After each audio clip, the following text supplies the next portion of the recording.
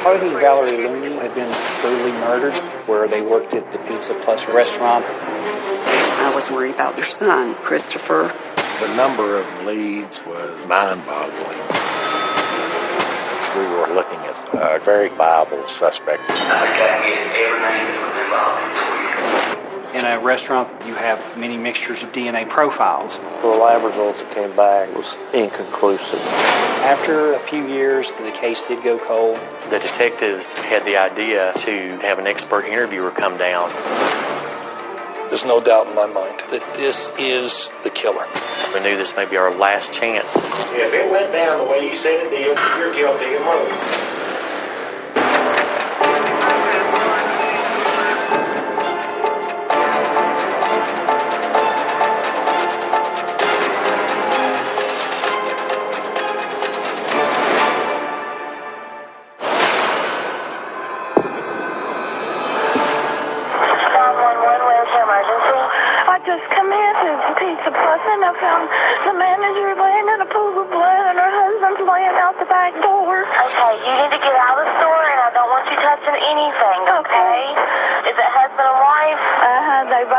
Here, Valerie Looney and Harvey Looney.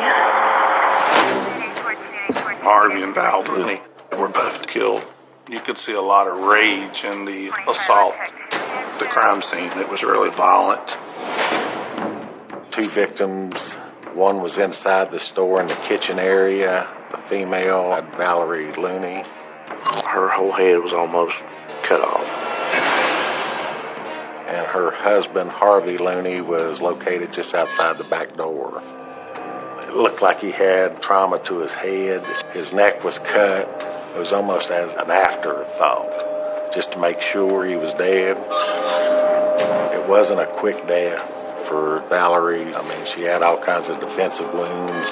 I can only imagine the fear and terror she went through. I was the first responder on the scene at the Pizza Plus murders. There was quite a bit of blood around the victims. I actually had to step into some of the area where the blood was. After you see scenes like this, you just want to go home and grab your kids, hug them for all you got. Pizza Plus normally closed around 11:30, and the murders that happened around that time of night. They're closing up. The money bag's gone. We're looking at a possible robbery. Some of the typical crimes in Tazewell County are drug-related crimes. So when this happened, my first thought was that it was someone coming in robbing money for drugs. Valerie was the friend you wanted forever. When she found Harvey, they were perfect. I mean perfect for each other. They always made Pizza Plus a place you wanted to go because you were treated like family. Harvey was a real good friend to me. He always had a smile on his face. He was the pizza delivery guy. My wife would call Pizza Plus. The first thing she'd say was, "Is Harvey working?" They'd say yes, and she'd place her order. Even though you was dying for a piece of that pizza, it was always worth the wait to sit and talk to Harvey. This was such a tragedy here. It's something that's unheard of in Tazewell County. We collected a fire extinguisher, which was used during the assault on her. The fire extinguisher was hung back up in the correct place. Why would you bludgeon someone with it and then hang it back up? It's what people who work there are trained to do. So employees or ex-employees could be considered a suspect. There was DNA collected that was found on the fire extinguisher. We were hoping that the DNA would maybe give us a clue of who was involved. Police believe 48-year-old Valerie Looney and her husband, 52-year-old Harvey Looney, were killed sometime between 11:30 Sunday night and 7 o'clock Monday morning. The day their bodies were discovered was especially poignant. March 30th, 2009 would have been the Looney's 29th wedding anniversary.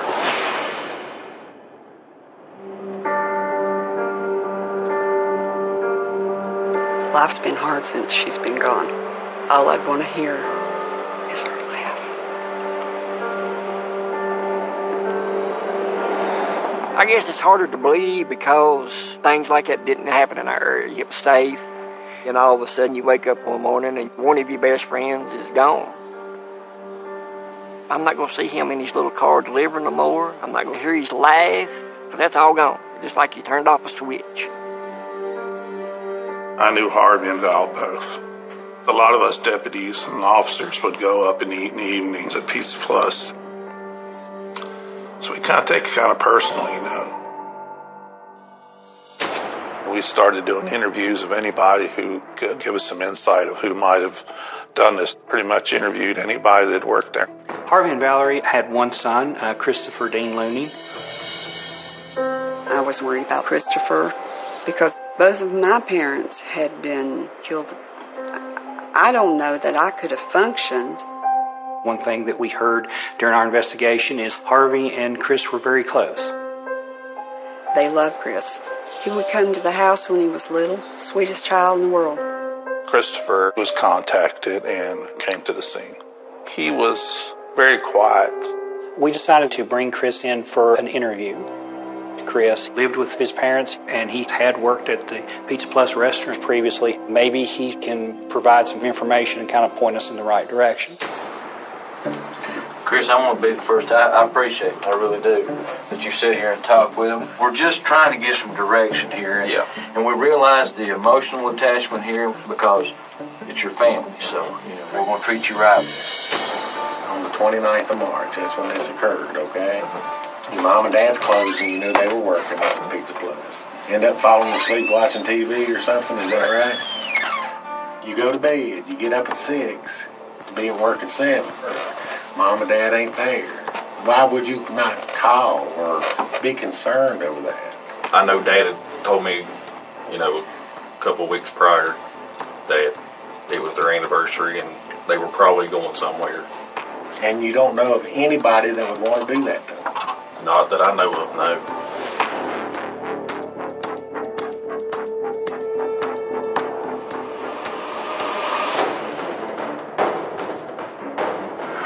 It's a small town. No one knew if this was going to happen again or if it was an isolated incident, and it really set the community on edge. So we needed to find who killed Harvey and Valerie. And Adam is a detective for the sheriff's office here. Most everybody who lived in Tazewell County had been interviewed thoroughly.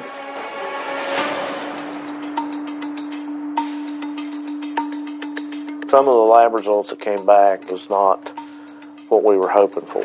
In a restaurant that is accessible by many people, you have many mixtures of profiles, you have people touching things. The tests weren't able to differentiate very many DNA profiles. So the lab result was inconclusive.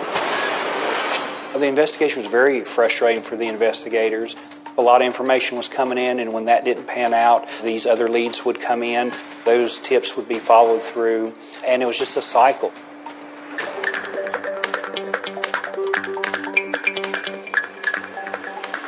During our investigation, we found out that there was an insurance policy on Harvey and Valerie.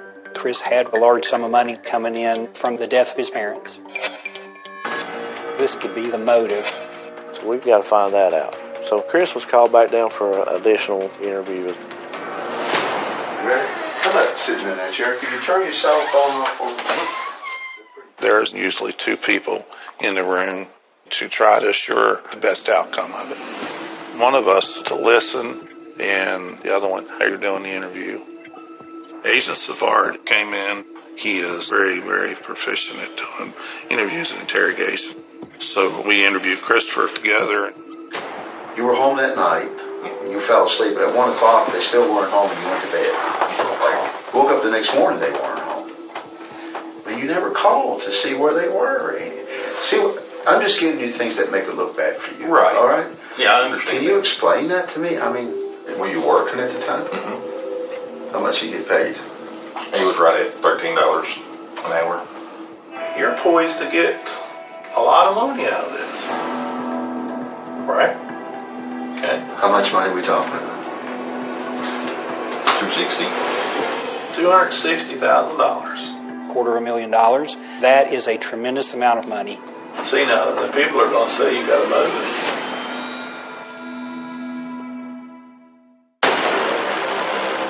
Are you curious whether your mom and dad suffered?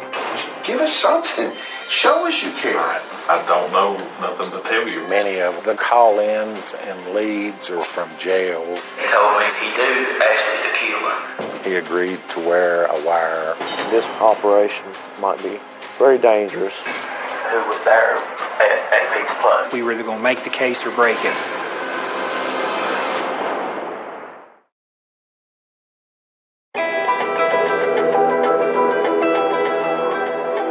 Police believe 48-year-old Valerie Looney and her husband, 52-year-old Harvey Looney, were killed sometime between 11:30 Sunday night and 7 o'clock Monday morning.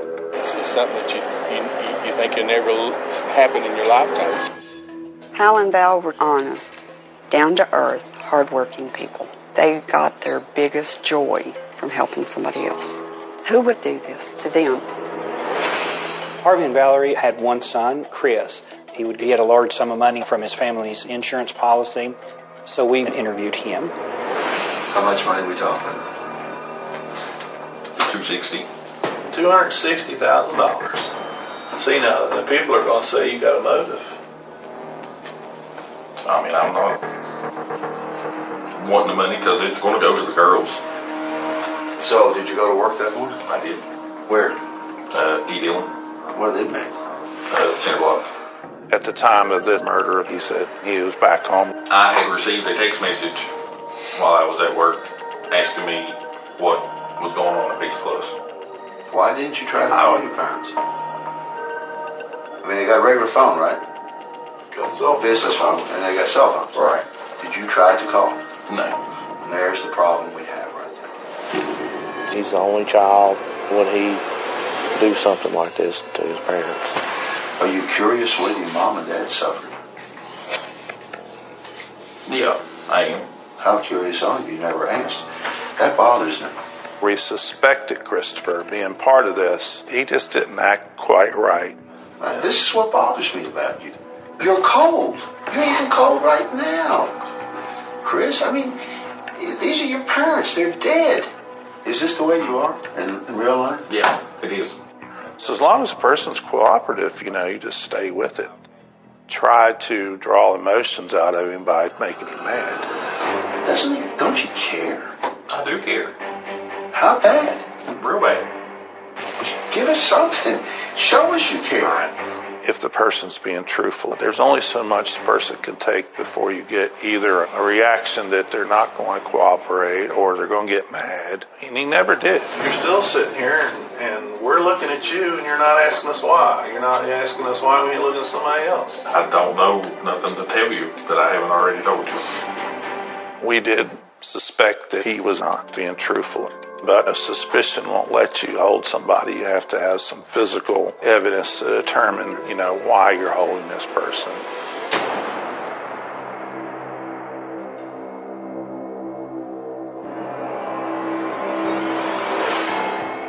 When Christopher got the insurance money, he was more worried about the insurance than he was, anything else. And I said, Christopher,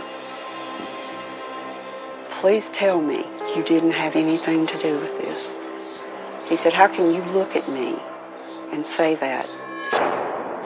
Chris never left my radar. I didn't want to slam that door. I would always keep tabs on where he was at, who he was with, and let him know that I knew where he was at. We suspected him, but you don't just focus in on that. You try to keep an open mind, but you also have to look at all the other people who might have been involved. The community didn't have patience because the community was scared. They know that there was a killer out there. They didn't know if it was their neighbor or somebody walking the road, the person who lived up the road, down the road. Everybody was just scared, and they wanted answers, and the law enforcement couldn't give answers. I would call the Tazewell County Sheriff's Office sometimes 3 or 4 times a week. It was, we haven't found out anything. I'm not a detective anymore because of cases like this. Police officers don't talk about these cases with their family, and they have to keep it bottled up inside. I did lose a lot of sleep worrying about it. So it does affect you.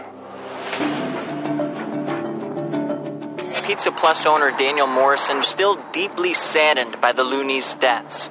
He's offering a $10,000 reward for information leading to an arrest in this 2-year-old murder case. When the reward was offered, there was a lot more tips come in.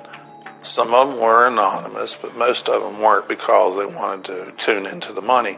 The number of call-ins and leads or information was mind-boggling. Many of them were from jails or inmates at local facilities.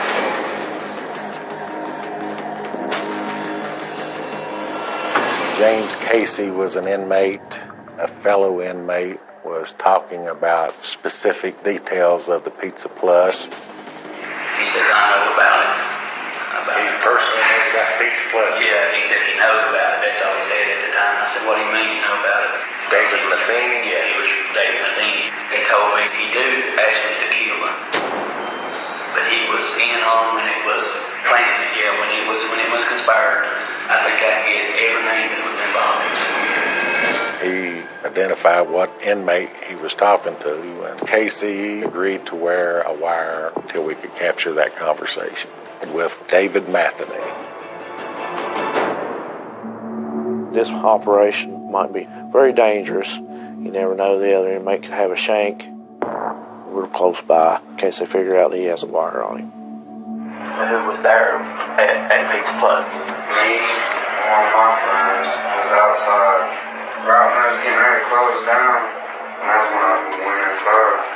How bad was it, buddy? The girl, she didn't die or something. She was just over there like holding her hand. Just went back over there and did it again. Oh, hit her second time? Yeah, like a full blood. Start draining out. And then I got a hold of myself, and I was like, make sure you touch anything, wipe that down, don't get caught on this. Now that was a good moment. He said specific details of the Pizza Plus crime scene. If he didn't do it himself, I think he was involved. We were looking at a very viable suspect. We'll just cut right to the chase, okay? You tell us what you know about Pizza Plus. I just know what people told me. We've got you recorded talking about it. You're a principal in the first degree on this. If it went down the way you said it did on these damn transcripts, you're guilty of murder. It's capital murder because it's more than one person and it's robbery. That's capital murder. You know what you can get for capital murder? There's two things you're going to get in capital murder. What do you think it is? Life and death. That's it. Now, you come clean and you tell us what all went down. He was a small guy, and I wouldn't have put him in that type of crime. I told you, I told only one person. But I've been wrong before.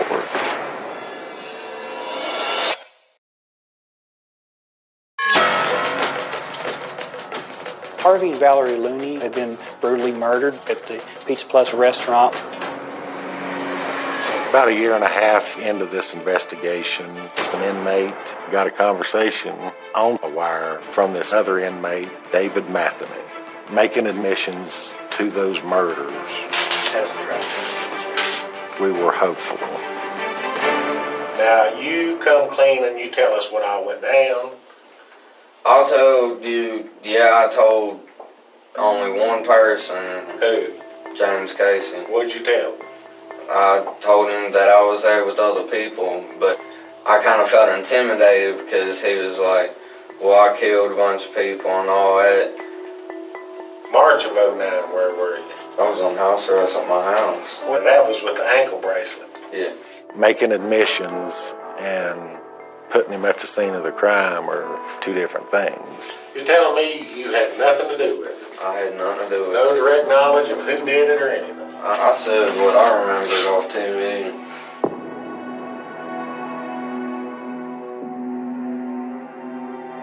I was confident he wasn't involved. He's the weakest kid on the block. I think he was just kind of trying to keep his jail persona up. It was very frustrating. Time had gone by. There was no new information. Over the course of the investigation, just a little less than 200 people were interviewed about the case. There was always that red herring that just never panned out. More or less, the community as a whole had just given up hope.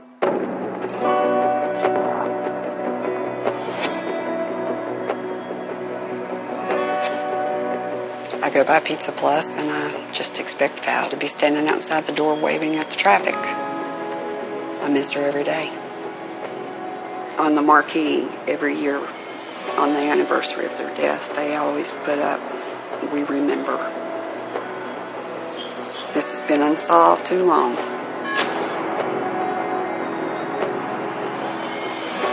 You know, it's sad, because there was no justice for Harvey and Valerie at that time.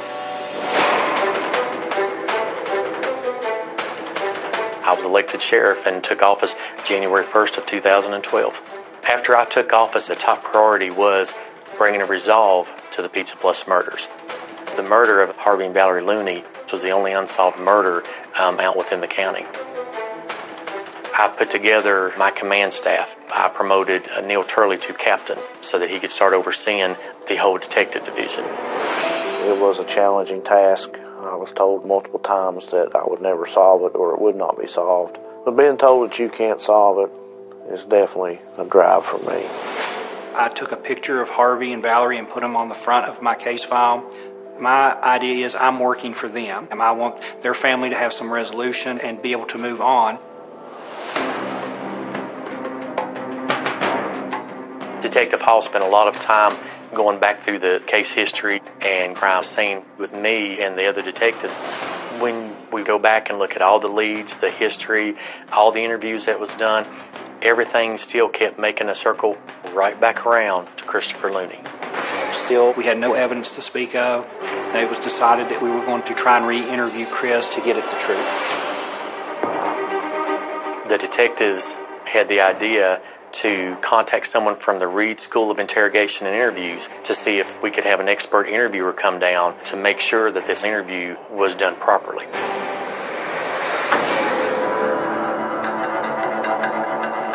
I've conducted close to 20,000 interviews, and I have trained thousands of law enforcement officers. In the last couple of years, my specialty is cold case homicides, because a lot of people have done some really good work and they went cold. And I want to see if I can breathe some life into the iceberg.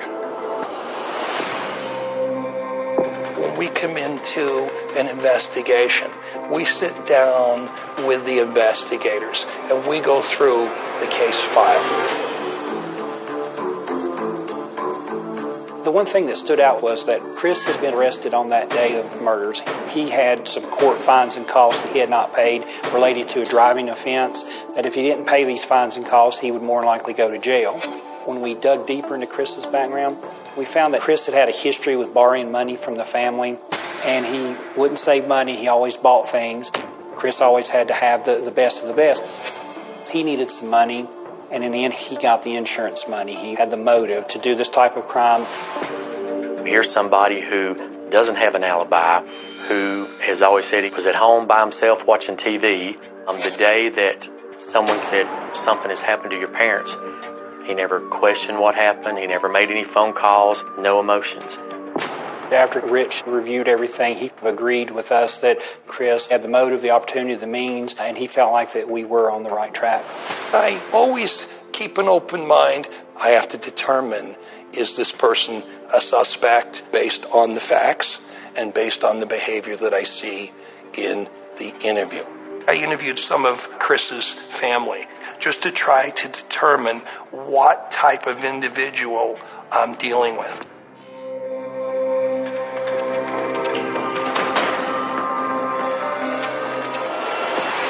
So I talked to Chris's ex-girlfriend.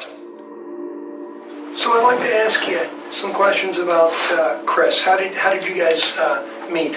Tell me a little bit about that relationship. At Pizza Plus. We worked together. How often would he borrow money from Mom and Dad? Every time that he had spent his paycheck and there was something due. I had a really good relationship with Harvey and Valerie even after Chris moved out. Then maybe 3 weeks to a month before this happened. They came down to see their granddaughter. Harvey and Valerie told me that he came to Pizza Plus and said that if she didn't let him borrow $800-900, that he was not going to let them see their granddaughter anymore. I think this was getting to a point to show he was someone who liked money, who needed money, and do anything to get it. It kind of stunned me. I mean, Chris, don't use my child for your own gain. We need to get Chris to come in to get at the truth. The anxiety really ramped up. We were either going to make the case or break it. That I got was $245. So how much do you think you got left? I'd say $125,000. He lied about that. I'm having a hard time believing you're not involved in the death of your parents if you can't tell me the truth about what happened to the money.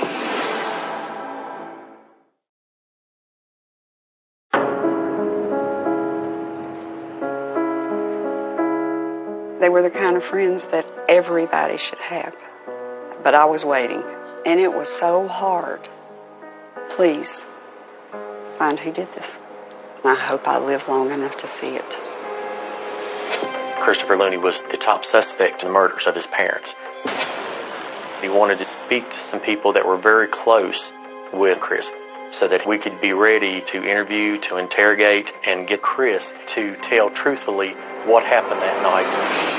So I talked to Chris's ex-girlfriend to find out the truth about what happened to the money from the payout of the death of his parents. Now, did you know about the life insurance policy? The only thing that had ever been said about that was I asked Chris about his daughter's college fund. He tells me her name wasn't on that check. He didn't have to give her a dime of it. That's his daughter. So your daughter never got any money, or you never got any money? No. I don't know if this is the truth. Sometimes you have a lot of finger pointing at family members, but I'm wondering if what Chris tells me might be different than what they think. Now, before I talked to Chris, the next thing I knew I needed to do was talk to Chris's girlfriend, Elizabeth, in jail. Chris's girlfriend got caught driving with her license suspended. I drive on a suspended license because I don't have the money to get the classes. All right, let me ask you this. Chris has quite a bit of money. Why doesn't he pay it for you? Chris is out of money. All that money? So we did not handle the money right. We lived hand to mouth, literally.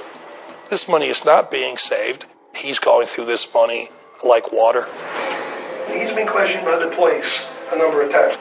I didn't think he was actively being looked at still. I don't think he could do anything like that. Not with the amount of sadness that he has over it. You know, he's cried for him in his sleep before. What I have to try to determine is, does what Chris tells me match what she is telling me?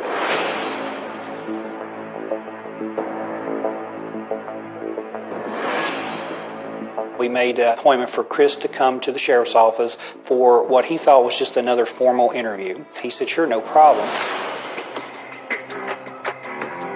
Knowing that this could be the last time he would willingly talk to detectives did put a lot of pressure on everything we would work towards. The night before the interview, I stayed awake all night until it was time to get ready and go pick Chris up. We're going for broke because we had no physical evidence to speak of, so this pretty much was our last chance.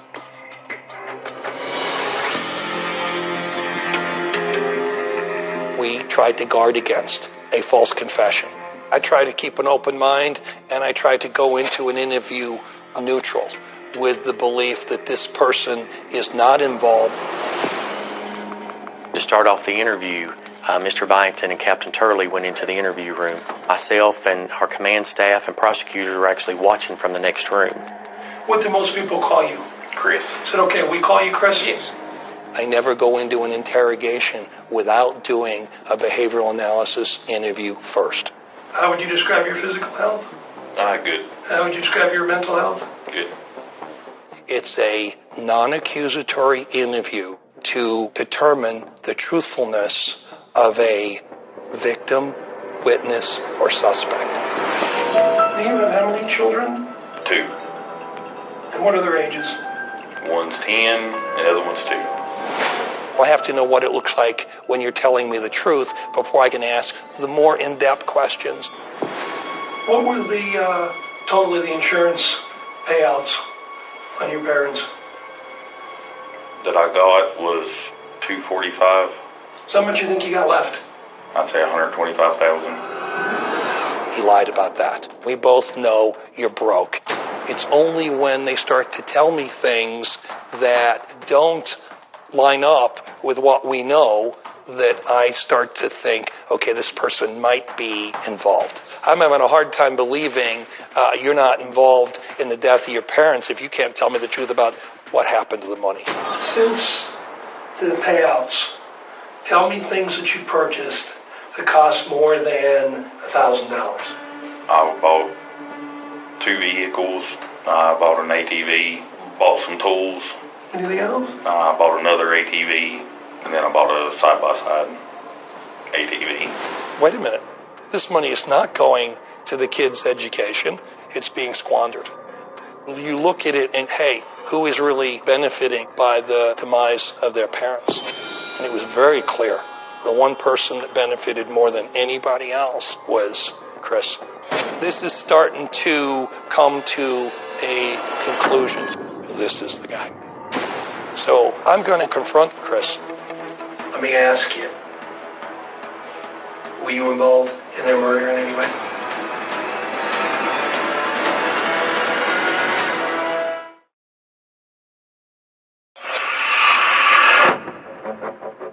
What we're investigating today is the killing of your parents. Christopher Looney came to the sheriff's office, and this could be the last time he would willingly talk to detectives. Let me ask you, were you involved in their murder in any way? No. You worked at the pizza place where this crime took place. Yes, I did. Correct? Did you know where the fire extinguisher was located in the restaurant? Right off, no. I'm setting up what's called a bait question. Did you ever handle that fire extinguisher that was in that restaurant? Not that I know of. The fire extinguisher at the Pizza Plus restaurant was used to bludgeon his mother. We were kind of positive that the suspect was wearing gloves because there was no DNA on the fire extinguisher.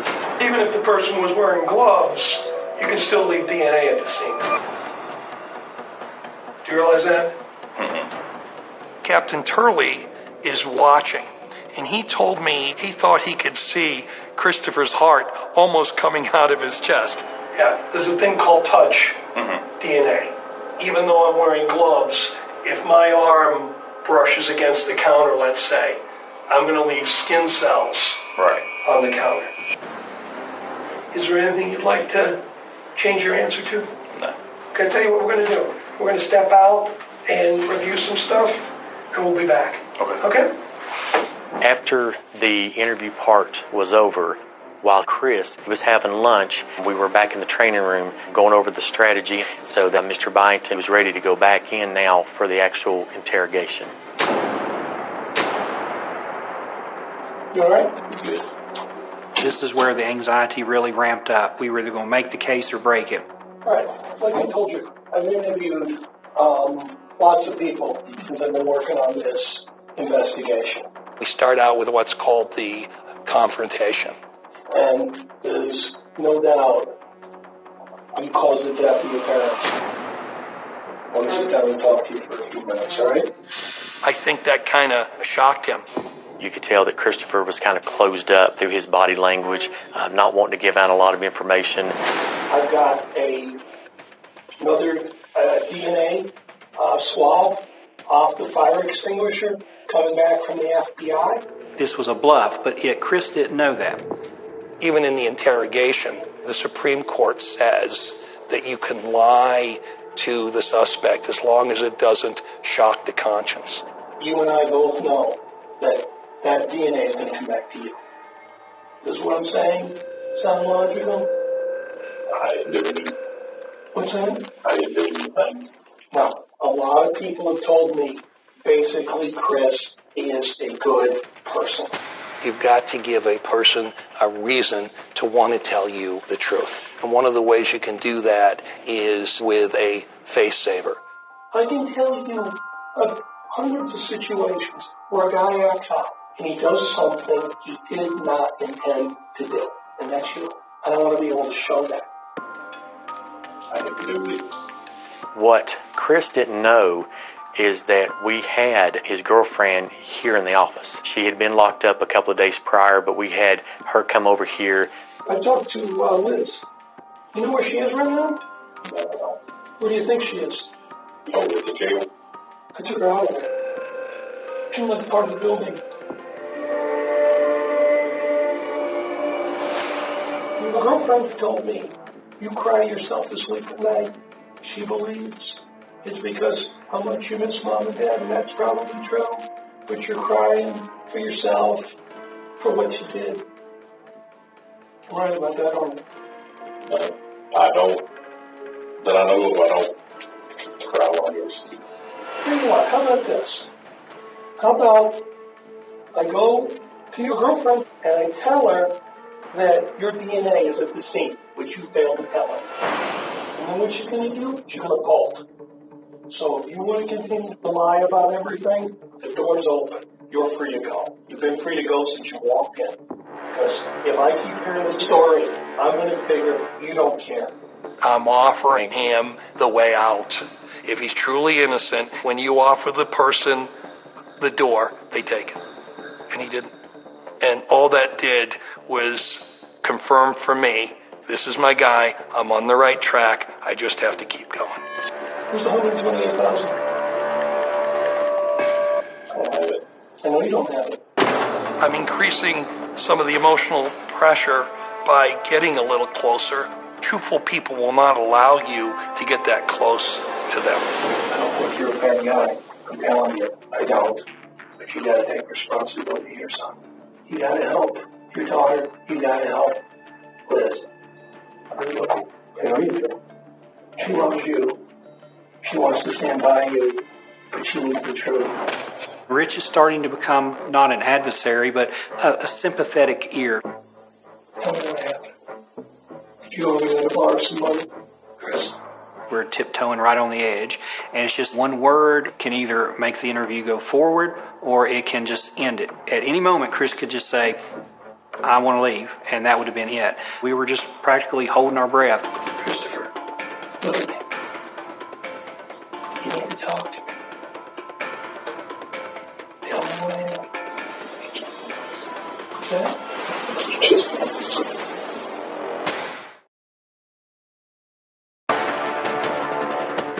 Christopher, you need to talk to me. I think Chris was getting close to saying that he actually committed the murders of his parents. Being a father myself, it's scary to think that their child could get to that point, to cross that line, to murder them. It's chilling to think about. Tell me what happened.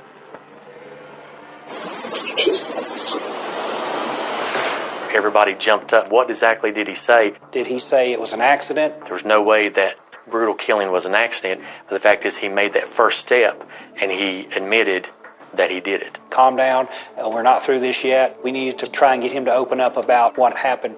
That's an admission. It's not a confession. Once you get the details corroborated and it's vetted, that really indicates that this is the person. I brought in Captain Turley for the confession because he was at the crime scene. When I did go back in, it did cross my mind that he would stop talking.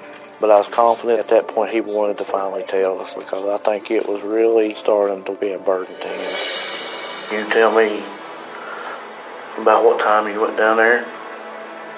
10:30, 11 o'clock. Okay. That's when we started arguing. What started the argument? Just money. The interrogator cannot lead the suspect. That would be something that would invalidate a confession. What we like to do is ask open-ended questions. What happened after that? That's when I got on Mom. Cut her. It bothers me that I'm sitting there beside someone that killed somebody just for pure evil. It was all over money. After you cut your mom, where was your dad? Oh, he was hitting me then when Mom fell. He took off running out the back. I just chased after Dad and grabbed him from behind, choking him, and then we fell. And that's when I went back inside to make sure Mom was not moving. I hit her with the fire extinguisher. He starts to tell us things that only he knew that we were going to use to validate the confession. Things that he talked about matched up exactly with what autopsy reports showed us. He told us things that had not been released to the public that no one would have known except the person who committed those murders. What did you do with the fire extinguisher? I'll put it back. Put it back where? Where it was hanging. I went outside to make sure Dad was gone. Okay, what happened? What'd you do to your dad then? That's when I cut him. Where'd you cut him? In the neck, too.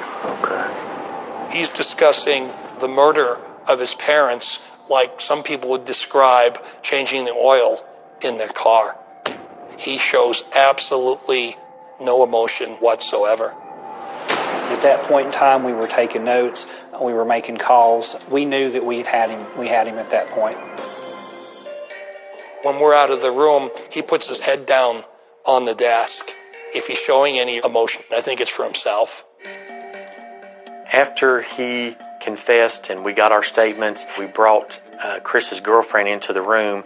Then very quietly he told her, that he committed the murders. Oh my God.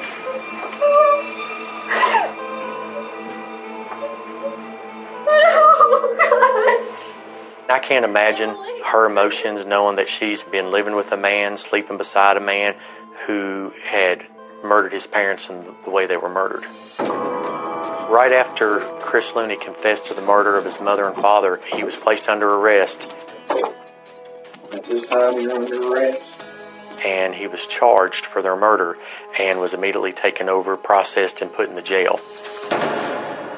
Chris decided he wanted to take a plea that he would serve the rest of his life in prison if the Commonwealth didn't seek the death penalty. And I think justice was served in the fact that he'll never see light of day. And his parents, they were vindicated. At least everybody has some sense of closure. I'm glad he didn't get the death penalty. I want him to think about his mom and dad every day. The investigators handled it in a correct way. I think they ought to be commended. These two hardworking people that just love life were never forgotten. I had spent, several years of my life working on this case, and as I was packing it away, I kind of felt a sense of accomplishment, but yet there was always that little bit of sadness. To be murdered by your own flesh and blood, your only son, that is just a travesty. And it breaks my heart to think the last image she had was of her son as he took her last breath. Harvey and Valerie's legacy would be they love to give to everybody. And it takes people like that to make up this community.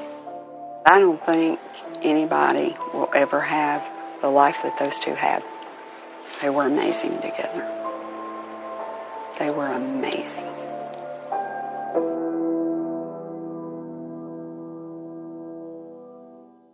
For more about Criminal Confessions, go to Oxygen.com.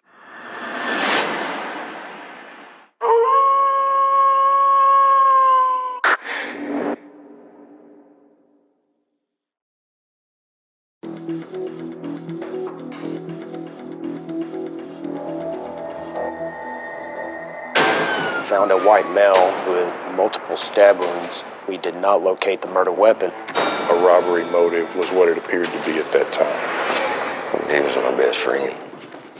Did he know he was about to die? Did he think about his mother? I'll never know. Our suspect had a beef with the victim.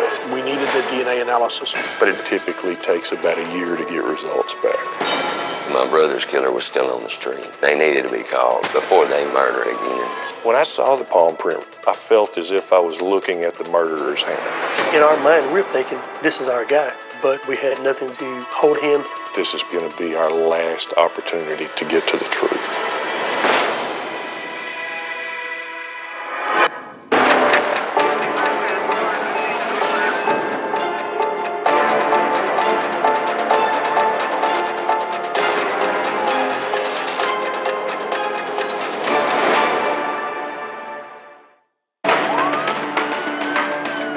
On June 24th, the Palestine Police Department received a 911 call from a female caller. She stated that she had just walked into a family member's house and found a white male unconscious on the floor and bleeding from around the neck. The house was in a disarray. It was obvious that there was a large struggle that took place. There was broken furniture. We found the victim laying on the floor, obviously deceased. Multiple stab wounds on the victim's body. There was a large amount of blood. The victim had been stabbed repeatedly, is what it appeared. There was all the policemen and ambulances everywhere. My aunt came outside and told me the news, but she wasn't sure if it was my dad or my brother.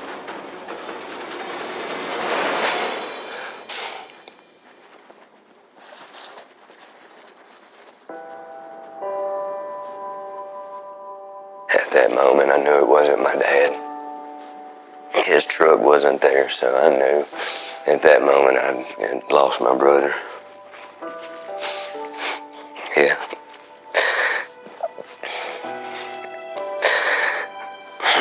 It was a bad day. One of the paramedics recognized the victim as a former classmate, Jared Evans. When you see a young guy meet his end in such a violent fashion, you begin to think of your own family, and you feel for the family members that are about to go through a really tragic moment in their life. Jared Lee Evans was my firstborn son, born on June 30th, 1978.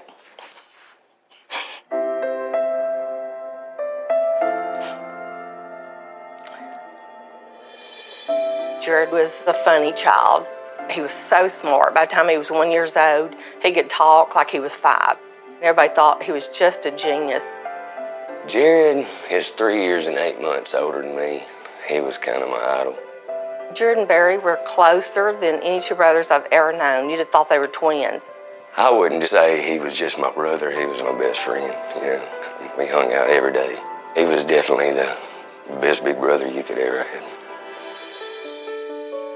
He was really outgoing, outspoken. He was a very good musician. He was an awesome guitarist, singer. The girls were really attracted to him. He had more women than he could shake a stick at. He really did, so he was quite the ladies' man. Jared was married briefly to his girlfriend since junior high, but they eventually got divorced. Jared always wanted to be a family man. He was that way his whole entire life. To see the sheer brutality of what happened to Jared Evans, it makes you wonder what kind of person would really do something like this in our small town. I live in this community. My children go to school here. So you have a concern, not just as a police officer, but as a parent.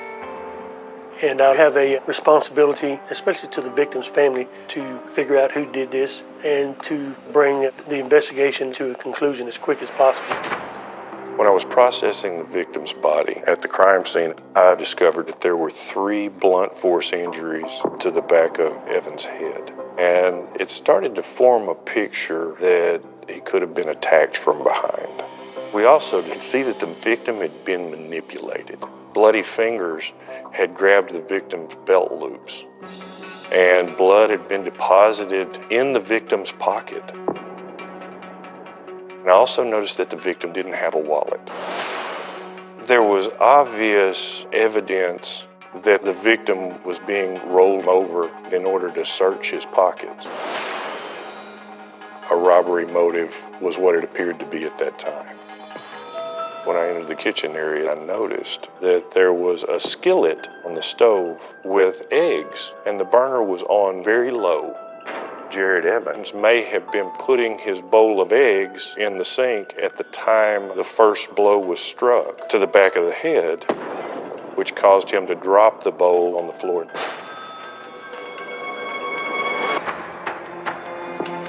We were looking for someone that may have seen anybody at the house or someone that may have been with the victim within the last 24 hours. One of the first names that came up was Stoney Gatewood. was familiar with Stoney. Stoney had recently got out of prison. He had a lengthy criminal record. The neighbors were saying that there was an issue between Stoney and Jared Evans.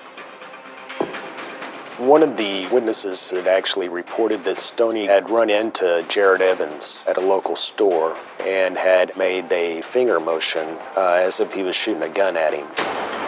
While we're still on scene and we're learning all this information about Stoney Gatewood, a white sedan pulls up to the scene. Upon seeing the law enforcement presence, appeared to be trying to get away. Patrol officers stopped the vehicle. It turned out it was actually Stoney Gatewood. Upon questioning him, he stated that he had no idea of Jared being killed, but he actually mentioned that he was with the victim the previous night. He may have been the last person to see the victim alive. At that particular time, we were immediately suspicious that he may have been involved with Jared being killed. We want to turn this person over to Detective Munoz so he could conduct an interview with him. And we transported Stoney to the police department.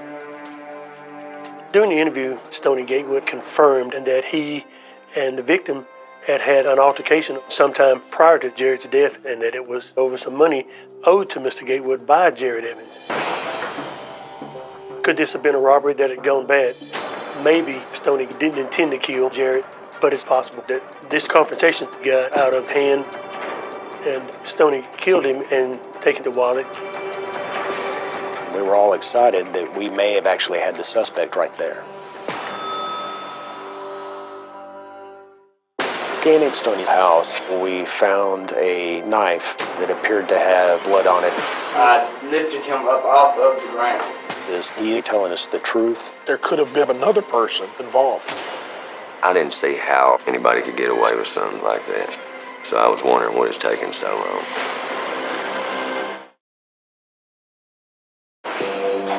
On June 24th, Jared Evans was found deceased in his house on the floor and bleeding from around the neck. He had been stabbed repeatedly. We did not locate the murder weapon or the victim's wallet. There was a struggle that took place. It was heart-wrenching to know the pain he went through as he fought for his life.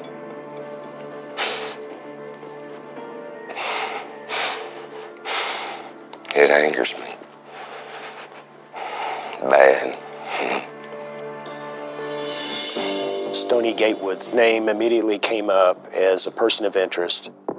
During the interview process, Stoney denied having anything to do with the death of Jared Evans, and he gave us a written statement about his whereabouts, and that was something that we needed to follow up on. But we did learn that at the house where the incident took place on the early morning hours of Saturday, Mr. Gatewood had seen Jared Evans with another man by the name of Jeremy Kennedy.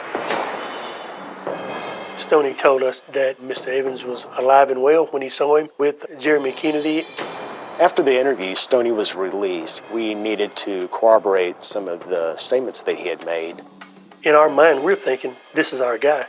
It's frustrating because we had nothing to hold him, but Stoney is still a person of interest. Jared and Jeremy were best friends since kindergarten, and they continued to be friends all the way through past their senior year in high school. They were always hunting, fishing.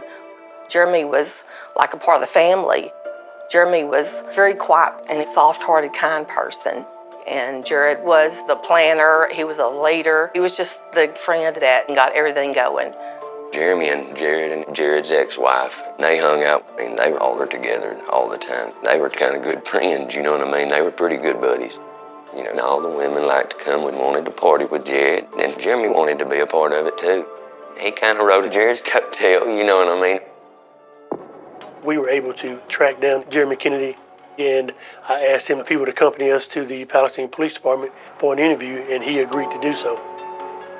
This is a fact-gathering mission that we needed to get as much information as possible.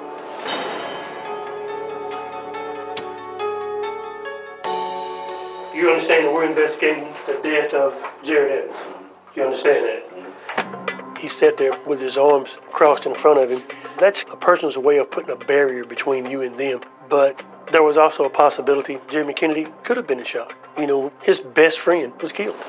What time yesterday you did see Mr. Evans, the deceased? Around 8 o'clock p.m. Okay. Afternoon. And you saw him at what location? At his house. With me in the interview room with Jeremy Kennedy was Ranger Rudy Flores. Really the main purpose of Rudy being in there with his experience and knowledge of working dozens of homicides is to have a second set of eyes and ears in the room. Interviews conducted early in the investigation like this are information gathering, and it's important to let the individual you're talking to tell their story and get their story out the way they want it to be told. Then what happened? I left Jerry's about 3:30. Well, where'd you go? To Derek's. They're offering it as the truth. We pursue it that way, and we look for the evidence in the investigation that'll confirm it, because it's as important to us to eliminate people as it is to establish them. From that point, where did you go? It was about 4:30, and I went back to Jerry's. When I walked to the front door, I didn't hear him, so I went from the front door through the living room into the dining room. I looked down and I seen him laying there. What was he doing? Laying there in blood. That was a very important statement. He didn't say that he killed Mr. Evans, but what he did tell us is that he could have been the last person to see him alive and the first person to see him dead. Could somebody else have been there in that hour between? It was possible, and that's something that we needed to follow up on. Go ahead and stand up for a minute. One of the things Detective Moniz and I noticed as we were interviewing Jeremy Kennedy is that he had several small injuries to his body.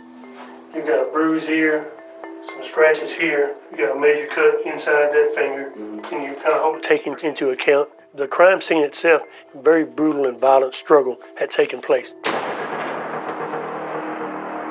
We asked Mr. Kennedy to explain to us how he sustained the injuries that he had. Some of these scratches are from riding the four-wheeler with my little brother at the deer lease. This right here, I was sitting there putting holes in the can, and my dad had just sharpened my knife. And the deal when the blade went through the can, and it sliced my finger. Okay. There was also what appeared to be blood on Jeremy's shorts. It's important that we get him to tell us how did the blood get there, because he did have a cut on his finger. Was it his own blood? And the blood on you, how you got the blood on you? I lifted him up off of the ground and held him, and I set him back down, and I freaked out. You didn't call anybody? You didn't call the police? You didn't call an ambulance? No, I just freaked out and ran out. Jeremy Kennedy told us the reason he freaked out and the reason he didn't call 911 or call any help for his best friend is that he had been using drugs and he wasn't in his right mind and he didn't react properly. He was afraid to call the police. He panicked. I lifted him up and shook him. I was just looking at his face. There was no life in him. Nothing. We want to have you show us how you did that. Is there a problem with that? Okay. Anytime we have a witness that indicates they have somehow physically engaged in the crime scene, we ask them to demonstrate it, and then we pursue evidence in our investigation and see if it confirms or refutes the interview and the demonstration. You're on your knees just like that. And my feet flat up underneath. Okay. And then? Yeah, I breathed. I was like, Jerry. Okay. And there was no response. I laid him back down. I just took off. And he grabbed him, he said, and shook him. And that's how he explained the blood that we could see on his shorts. Now we had to figure out, does Jeremy's story make sense? Does it fit the evidence that we see at the scene? Does it fit the evidence that we see in front of us, meaning the scratches and the blood on his clothes? One of the rules in bloodstain pattern analysis is all the clothes all the time, and that means victims, suspects, and witnesses. So Jeremy Kennedy put himself in the scene as a witness, and his clothing did have blood on it, so it became necessary for us to take it as evidence, as well as collect samples of Jeremy Kennedy's DNA. His clothing and blood needed to be tested by the lab for DNA analysis. Mr. Kennedy was released from the interview that day. He was allowed to leave. We did have a discussion, Ranger Flores and I, because Jeremy was at the crime scene. We came to the conclusion that he was still a person of interest, but is this something that somebody would normally do to their best friend? Most likely not, so we had to take that into consideration. We felt that we needed to follow up on all the other information that we had before we could make a decision as to Jeremy Kennedy.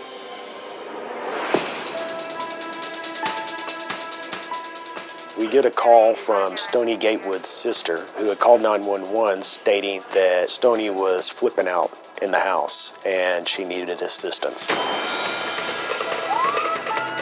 It was very important that we respond to the call quickly because Stony has been the person of interest from day one.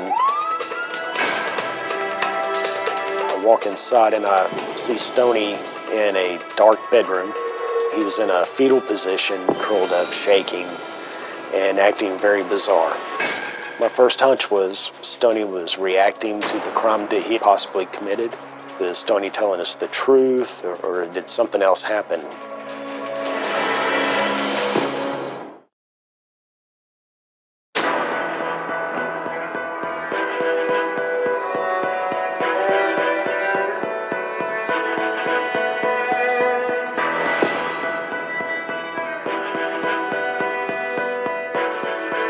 The most trauma for me was thinking what was going through Jared's mind in the last minutes. Did he know he was about to die? Did he think about his mother? I'll never know. I'll never know. We responded to the 911 call about Stony Gatewood, a person of interest in the death of Jared Evans. We found Stony in a fetal position, curled up, shaking, and acting bizarrely. At the time, I had no idea what was going on with Stony. I didn't know if he was reacting to the interview that he had just been involved in. I didn't know if he was reacting to the news of Jared being killed or if he's the killer. But we learned that Stony had actually done a substantial amount of methamphetamine. He had to be immediately transported to the emergency room for treatment.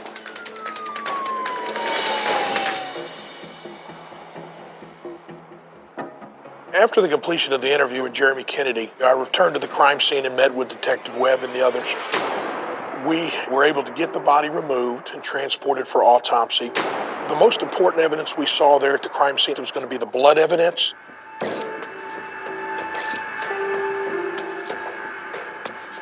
The victim, Jared Evans, was wearing a solid white cotton t-shirt. And we saw numerous dripped bloodstains onto the chest and neck area, mostly circular. They had the size, shape, and appearance of the type of blood that is dripped vertically downward because of the weight of the blood. It gets so heavy it breaks free and it just falls. Those stains didn't have the characteristics we would expect to see if they had come from the injuries he had sustained around his neck and his face. Based on the bloodstain evidence, the person who was inflicting the wounds had blood from the victim or blood that he himself was shedding.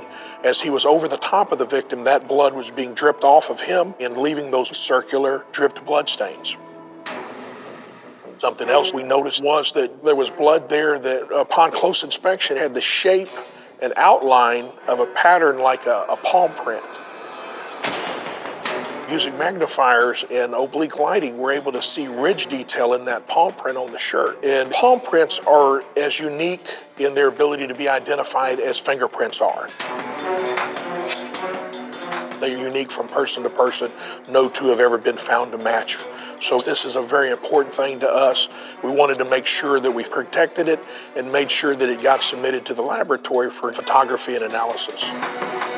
When I saw the palm print, I felt as if I was looking at the murderer's hand. In the interview with Jeremy Kennedy, he had demonstrated how he had handled the body. He grabbed him, he said, and shook him to check on his friend, and then set him back down and left. What Jeremy Kennedy demonstrated was not consistent with it being his palm print. It wasn't oriented the right way, so it would have been from some other person. Or Jeremy's not telling the truth. We need to pursue the evidence. At this point, Stony Gatewood was in the hospital. He was being taken care of and treated for the overdose.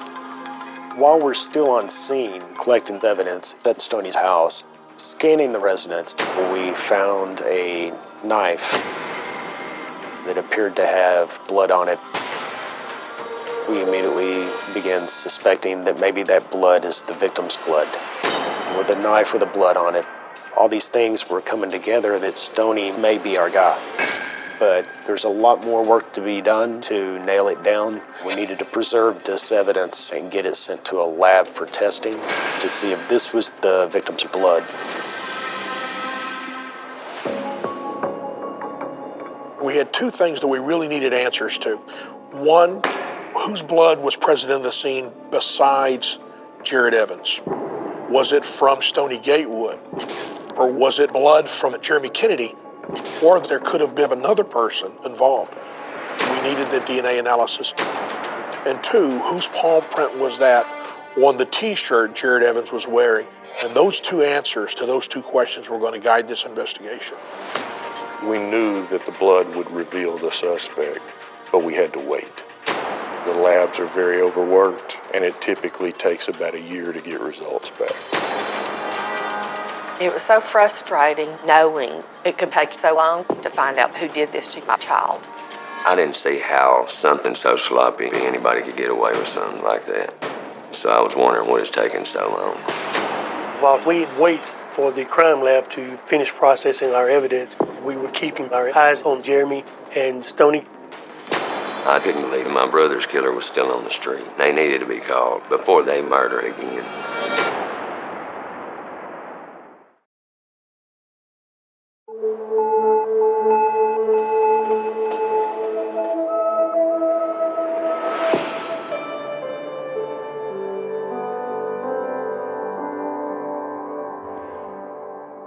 When Jared's body was returned, I was adamant that I was going to see it.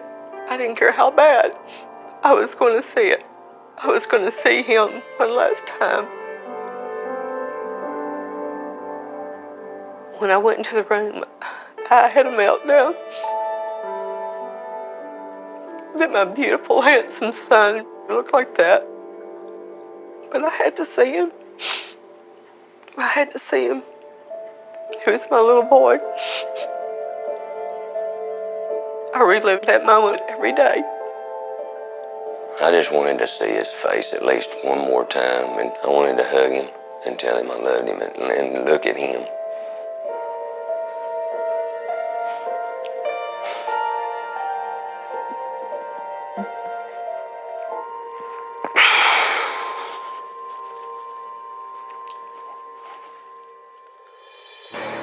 At this point, we have two persons of interest in the case of the death of Jared Evans. We have Jeremy Kennedy. He had blood on his clothing and told us that he was the last person to see Jared Evans alive.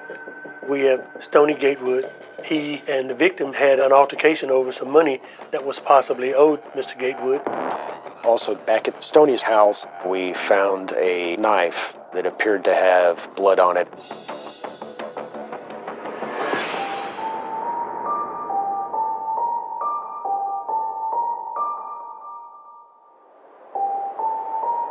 We had a wonderful memorial service for Jared. It just meant so much to me when I saw how many people had come to show their love and support. There was so many people there. It's like half the town was there. But then I wondered, why is his best friend Jeremy not here? How could he not come to his best friend's funeral? At that point, I did believe that Jeremy knew who did it, but he was just scared and hiding from the person who did it because they might want to harm him. As far as Jeremy and Stoney, we were still waiting on DNA results to get back and to see if the DNA analysis will tell us a different story than what these two had told us about what had happened to Jared Evans.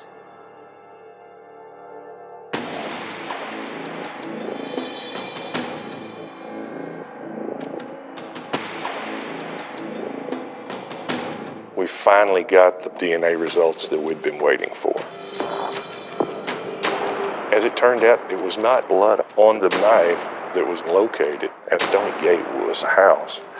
However, what we did find was the blood in Jared Evans' pocket was a mixture of his blood and Jeremy Kennedy's blood.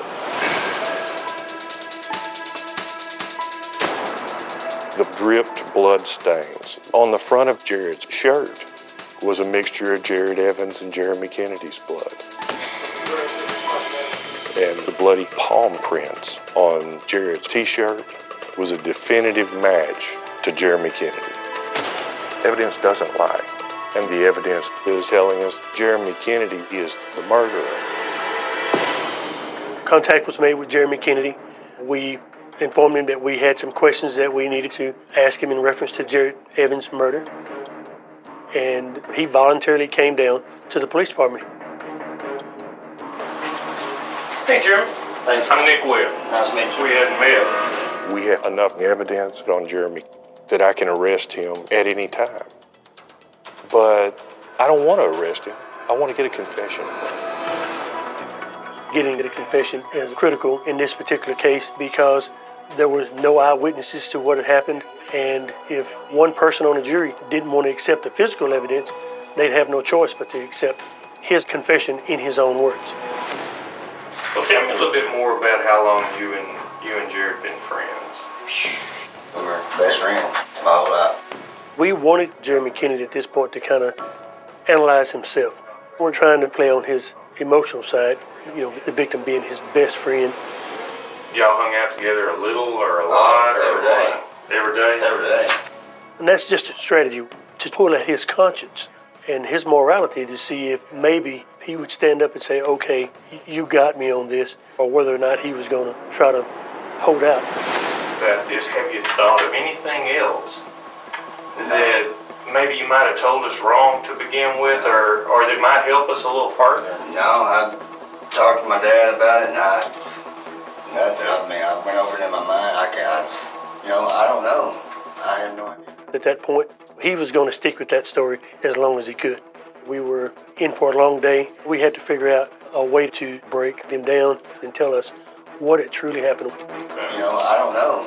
I have no idea who could have done it. Okay. I thought about it, and I have no idea. This is going to be our last opportunity to get to the truth.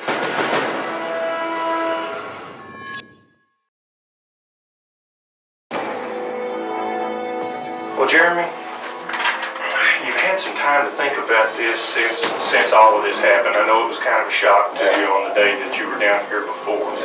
Yeah, I kind of got into this thing late. It was determined I would lead the second interview because it would give me the opportunity to ask similar questions to the ones Detective Muñoz asked to begin with. After going through it, there's some things that don't make sense to me. I wanted to see if you could help us out. It would give us an opportunity to evaluate whether his responses were the same. Can you run me back through what happened one more time? Well, I walked in, there was blood everywhere, and I ran over and grabbed him and tried to shake him. And there was nothing there, and I just ran out. Yeah. Now, bear with me, I'm not the brightest bulb medicine ever manufactured. One of the things that I do is I diminished my own intelligence so that he feels that he can beat me. You had been helping Jared paint the house, right? Mm-hmm. Okay. How much was Jared paying you for painting that house? He wasn't paying me nothing. He wasn't paying you anything for helping him paint? I worked with Jared many times. As a friend, if you helped me paint a house and I had some money, I'd give you some of my money.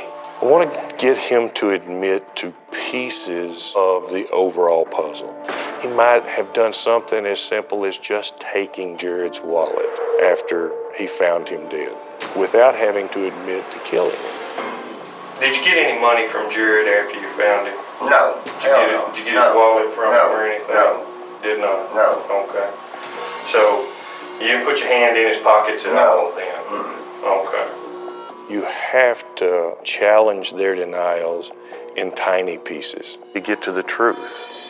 You had some scratches and cuts and stuff me and my little brother went to the deer lease. Is that where you cut your finger? Well, yeah, it was when I cut my finger. Okay, but just to make sure I understand, this was after you'd found Jared. Yeah. And you went out and you cut your finger. Yeah. Okay. The story I got from him was the same story that he gave to Detective Muñoz on day one. Unfortunately for Jeremy Kennedy, Now I had the evidence to prove that it was a story that can't be true. Your blood and his blood is mixed inside the pocket, Jeremy. It wasn't my blood. There's 6 pages of DNA results saying that that can't be true. You know what that tells us is that you had a wound with sufficient blood coming out of it to be free-flowing while you were inside the house. I had no reason to put my hand in that man's pocket, and I didn't put my hand in that man's pocket. I grabbed him around like that. Yeah, I saw in the video how you grabbed him. Yeah. Unfortunately, that wasn't the only place your blood was found. There were several other places on his body. You always want to give someone an out that makes them feel better about telling the truth. Here's what I think happened, is that you and Jerry got in some kind of argument, and maybe he jumped on you, and you defended yourself, and the fight was on, and you wound up winning. I didn't fight that man. I didn't do anything to him. If you don't offer up some kind of explanation that'll fit with the evidence, what's everybody likely to believe? You know, knives get slippery when they get blood all over. They slide around in your hand. Make you cut your finger. Jeremy, there's your friend. Your best friend in the world. When he saw that photo, he averted his eyes. He looked at it closely and then averted his eyes. It was pretty obvious that Jeremy was truly affected by what he saw. And I guess at some point he had tried to push this out of his mind. With over 50 stab wounds in him. This is what I hope will send him over the edge, to get him to respond a little more, and I get that first admission out of him. Blood's in that pocket. That's yours. That's your blood dripping on his chest. From where? From the cut on your finger. I didn't cut my finger till about 9 o'clock or so that morning. I did not do that. Detective Webb is starting to get under his skin. He's losing control of himself. He doesn't know what to do. And how did he get there? I don't know, but I did not do that. I don't know. At that moment, I started to see the first bit of emotion, and it was frustration and surprise. He had not prepared how to respond to that. Now, if it's easier for you to say you don't know than it is to admit what you do know, then I can't change that. Well, I don't know. I didn't do it. Jeremy was still in denial. So we had pre-planned a strategy in case that happened. We had already prepared an arrest warrant for capital murder, and the state district judge signed it. But what I do know is that the judge doesn't believe your story either. Okay. As you can see, this warrant is for capital murder. That's a capital felony. And the bond is set at $1 million. Now, this warrant's not served yet. We hadn't left this room. I wanted him to know that he could control his destiny. There's still a couple other ways out. There's still self-defense. And there's still accidental. But I didn't do it. It don't work anymore. You just need to decide if you want to speak for the facts or you want the facts to speak for you.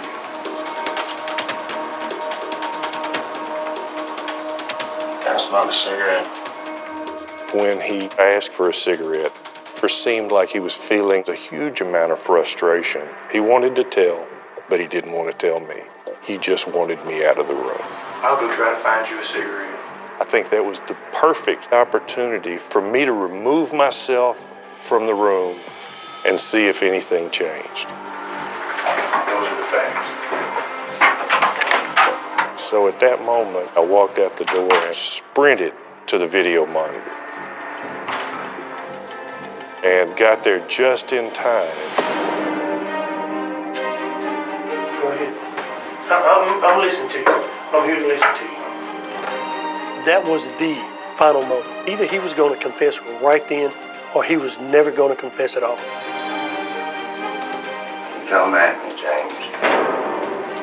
We had him.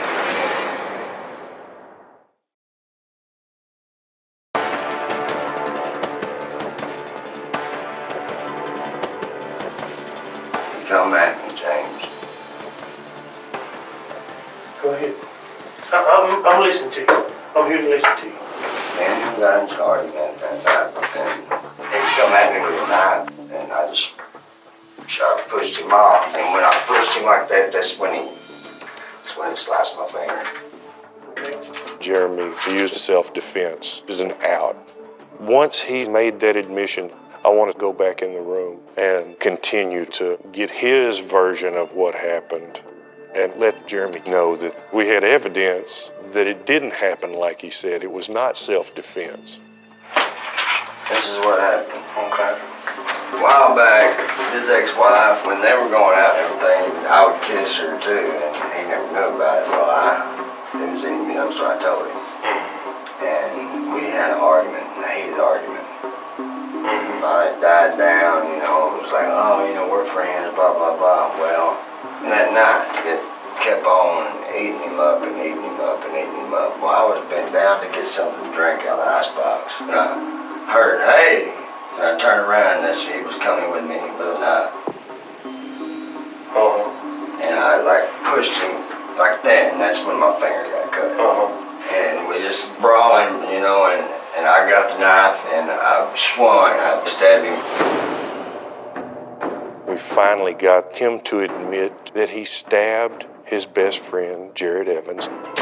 Based on the evidence, Jared Evans was initially hit from behind. There was blunt force trauma to the back of the head. We needed Jeremy to explain to us, how is that an act of self-defense? It'd be hard for him to have a knife in his hand right then. Why?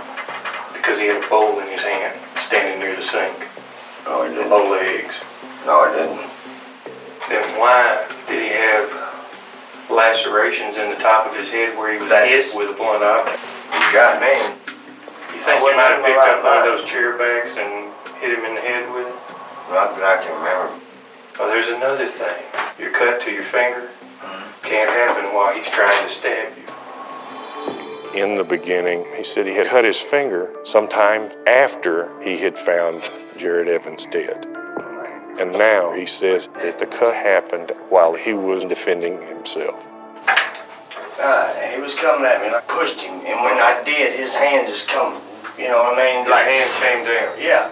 But we know that that cut on Jeremy's finger came from stabbing of Jared Evans. It can't happen like that. Yeah, it was right here. Yeah, but there was 2 cuts. I know. So it had to happen twice. No. Where the knife got bloody and slipped in his hand, and it caused cuts to himself. But you also told us that your hand was never in his pocket. But what happened to his wallet? No, I took his wallet. His wallet was hanging out, and I just reached and grabbed it. So you got his wallet out of his pocket? All I remember is just like grabbing the wallet, and I ran. Okay. Based on the evidence, what I believe happened is that they had an altercation over either Jared's ex-wife or some money. Jared turned his back on Jeremy. Jeremy struck him in the back of the head with a chair, expecting him to go down, and he didn't. And as Jared turned to face him, Jeremy began picking up the closest thing to him and stabbing. And he stabbed him from the kitchen into the dining room, where he got him down on the ground and stabbed him until he stopped moving, and then held him down until he quit breathing. That's what I believe happened. Okay. Yeah. Well, you understand, we're going to have to go ahead and take you over to the county, okay? We all have worked hard and very diligent on this case, and there is a great sense of accomplishment knowing there was no going back for Jeremy. We had now everything you could have to prove our case. Not only DNA evidence, but palm prints, and now a confession. When I found out that Jeremy had confessed, I was in disbelief. I treated him like my child, and he took my child from me. It was devastating. To have Jeremy do something like that, that's about as far a betrayal as you can get. When you sleep in my bed next to me when we're little kids, you know, like a brother, and then you turn around and do something like that to me. And I didn't understand how he could have done that. I think it was rage that drove Jeremy to do that, because Jeremy was always jealous of Jared. He was jealous of all the girlfriends that he had. He wouldn't want that girlfriend. I could see that jealousy in him at times. And I think that all that rage finally came out, and he killed Jared. Murder trials are tough on the family, and in this case, the family did not want to have a trial. So we negotiated to have a plea bargain, and Jeremy Kennedy accepted and offered to plead guilty to murder. The plea that the district attorney and the family agreed to was 50 years. Jeremy Kennedy will spend the majority of his life in the penitentiary for taking the life of Jared Evans. It really does suck not having him here. It does. It sucks bad. If he was here, my life would be a lot different.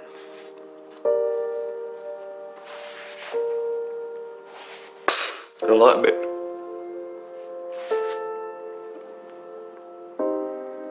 I talk to him every day. He watches over me. I know he does. I miss my son every day. He was my best friend. About 8 months ago, I got the tattoo with the guitar with his name, and he's an angel, and he's my singing angel. So every day when I look at this, it reminds me of my son and how much he meant to me.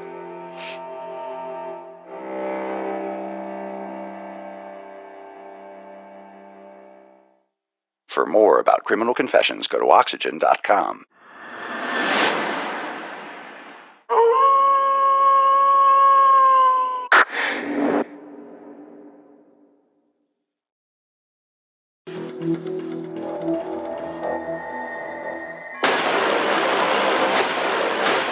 Kathy's missing and all these months are going by and there's no clue.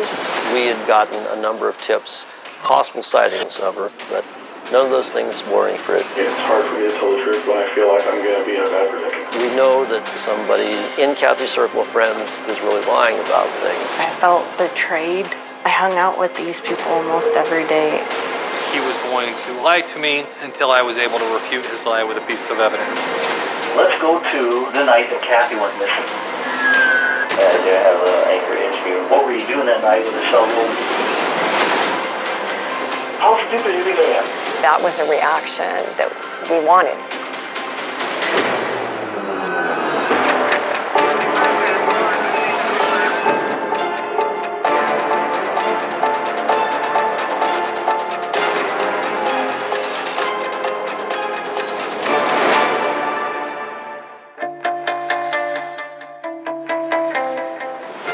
Kathy's father, Henry, reported that Kathy went for a walk on Sunday night and did not return home.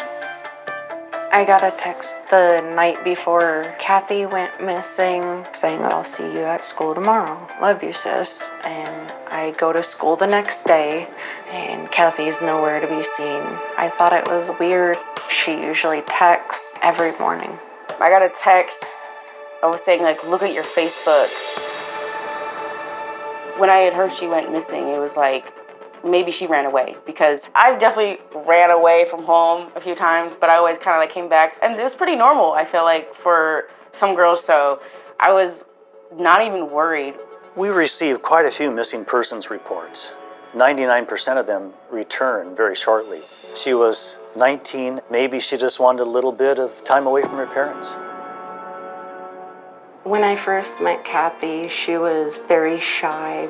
She became very bubbly, social. Hi, so now I'm at the Isle on the Ferry. I watched Kathy absolutely come out of her shell. She blossomed in high school. Kathy was the nicest friend, not just to me, but to everybody. She constantly was trying to make all of us laugh.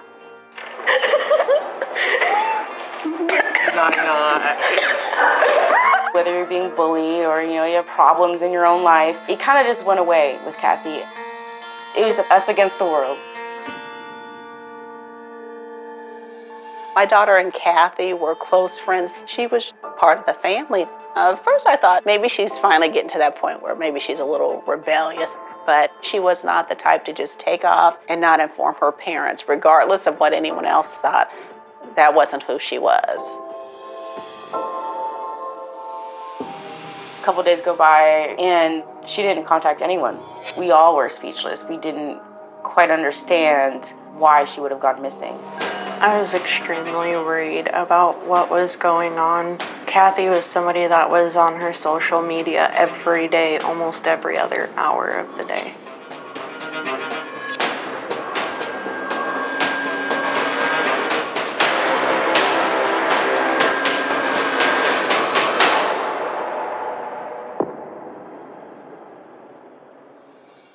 Kathy's parents did say that Kathy had a computer, and they actually turned that over to us. Kathy had been on a lot of dating sites. She had been talking to about 8 guys.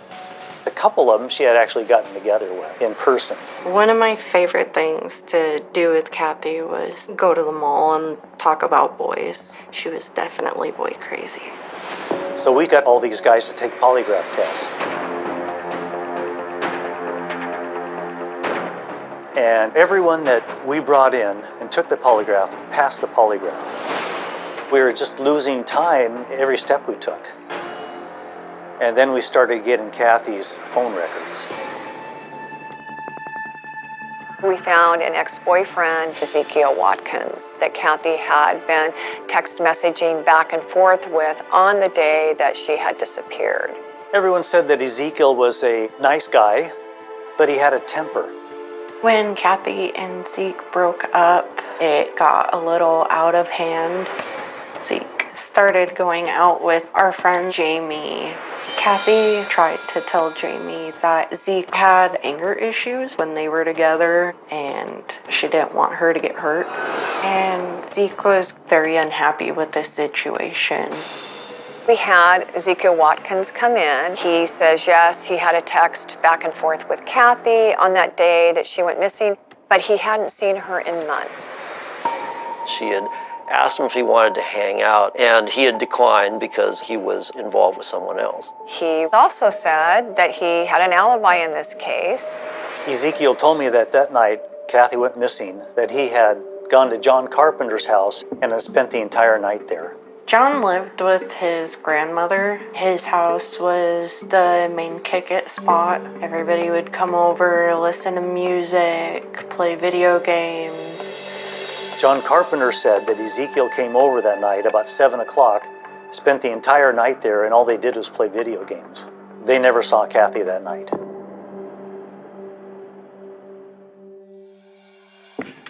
They do what's called a triangulation, where they can find within a reasonable area where her phone last was active. The night that Kathy disappeared, the triangulation that came from the ping of her phone was at a park called Boulevard Park. Interestingly, Ezekiel lived in the same general area that those phone signals had been. This is a missing persons case that we are now concerned about. Even though Ezekiel Watkins had an alibi, I had concerns in the back of my mind because he was an ex-boyfriend. I talked to staff and teachers at the school that he went to, and they said he was known to be violent, which is very concerning to us. We still wanted to search that area. It's acres and acres and acres of swampland there with a lot of trees. We were able to secure the help of King County Sheriff's Office search and rescue volunteers. So we started off with the tracking dogs, and we came down to the dead end where Ezekiel lived. It was a small farm. The parents agreed to let us on their property to do the search. We didn't see anything that raised any kind of red flags and made us think that something had happened at that property. Our job is to, one by one, eliminate that suspect, that scenario. So even though we'd already talked to Ezekiel, we want to get more information and bring it back to the police station to take a polygraph test. He agreed to come in. Understand, the polygraph isn't something that's absolutely conclusive, but it can lead us different ways in terms of our follow-up and our questioning. The polygraph examiner came out and told me that Ezekiel had passed the polygraph, that he had nothing to do with Kathy's disappearance.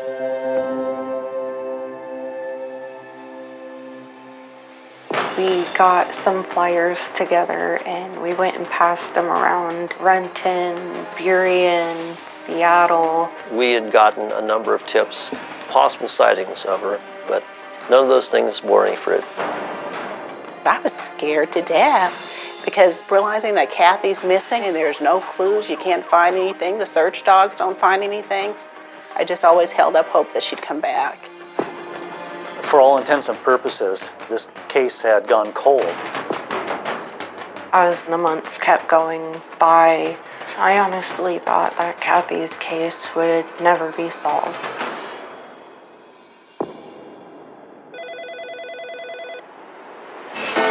I was at my desk and I received a call from Kathy's friend, Giovanni Candelario.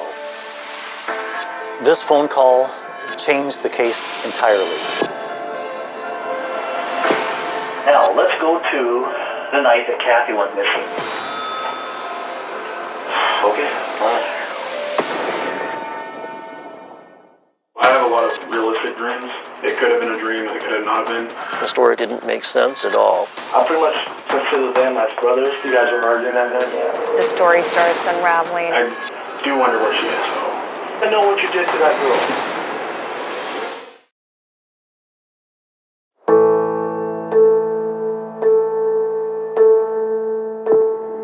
Every time I opened Facebook, there would be someone saying something about Kathy, and it would break my heart that no one had found her yet.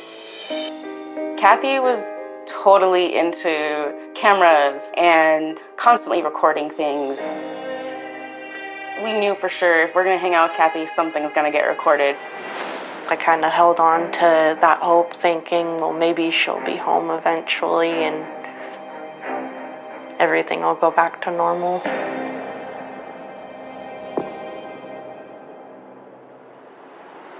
How did you know Kathy Chow? I met her actually at school. A call comes in out of the blue from one of Kathy's friends, Gio Candelero. Gio was roommates with John Carpenter, who was Ezekiel Watkins' alibi for the day that Kathy went missing. We don't know what it is he knows, but we're hoping that maybe this is the tip or the clue we've been waiting for. Tell me who you live with.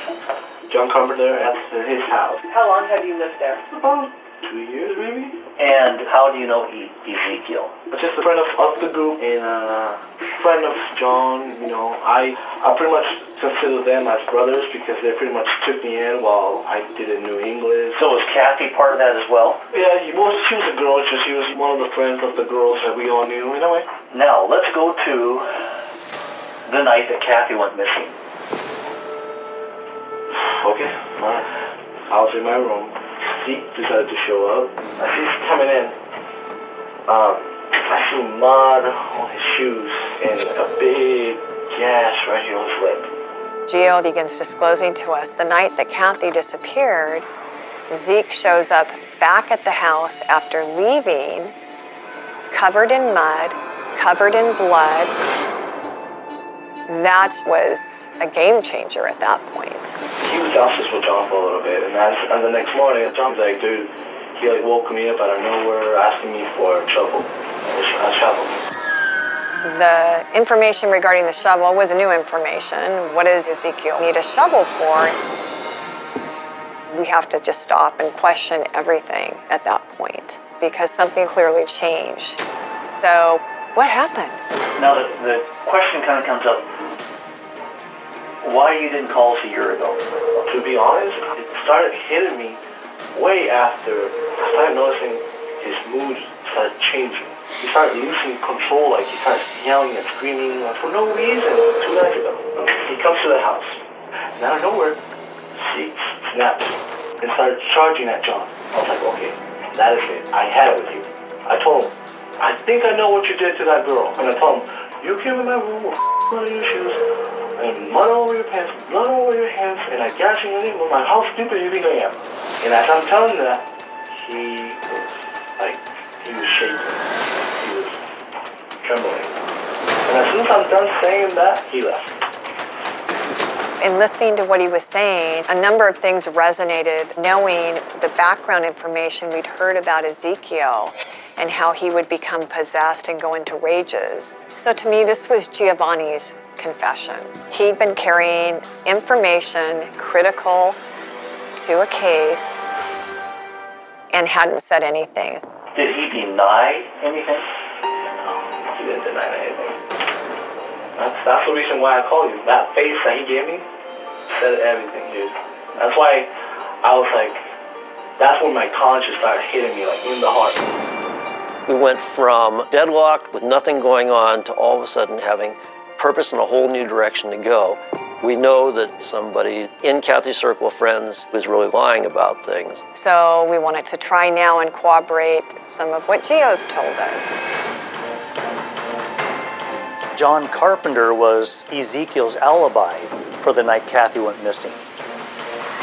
We need to bring John Carpenter back in. We need to get to the truth of what happened to Kathy. How good of friends were you with Ezekiel Watkins? I loved him like a brother, and stuff like that. What happened a couple days ago? I've never seen Gio like this. He confronts Zeke about Kathy Chow being missing, him being part of that, is my understanding. Yeah, he said that girl that went missing, I think you did it, and stuff like that.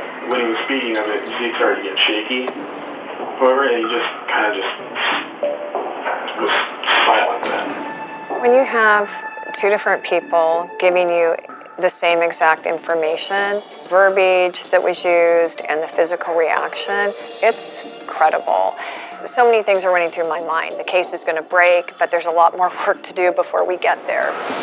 Okay, let's go back to when Kathy went missing. Do you remember that night? Very vaguely. I had a phone call on my cell phone, and it was Zeke asking if he could borrow my shovel real quick. Can you elaborate on that at all? And I'm like, hey John, one of my ducks really just died. It's one of the big ones. I need to dig a hole. Can I borrow a shovel for the duck? And so I was like, sure. Zeke lives on a farm, and it wasn't making sense that Zeke would need to borrow a shovel. What did he look like when you saw him? Just a little dirty, that's about it. He's not giving out that detail that Gio gave, that Zeke was covered in mud and blood. We had to start pressing John for more information. Do you remember talking to me about a year ago, right after this happened? Vaguely, yeah. You told me that Zeke got there about 7 o'clock and spent the evening and night at your house? Roughly, yeah. That's what I assumed. It was probably a dream, though. Because I have a lot of realistic dreams, so it could have been a dream, it could have not been. The story didn't make sense at all.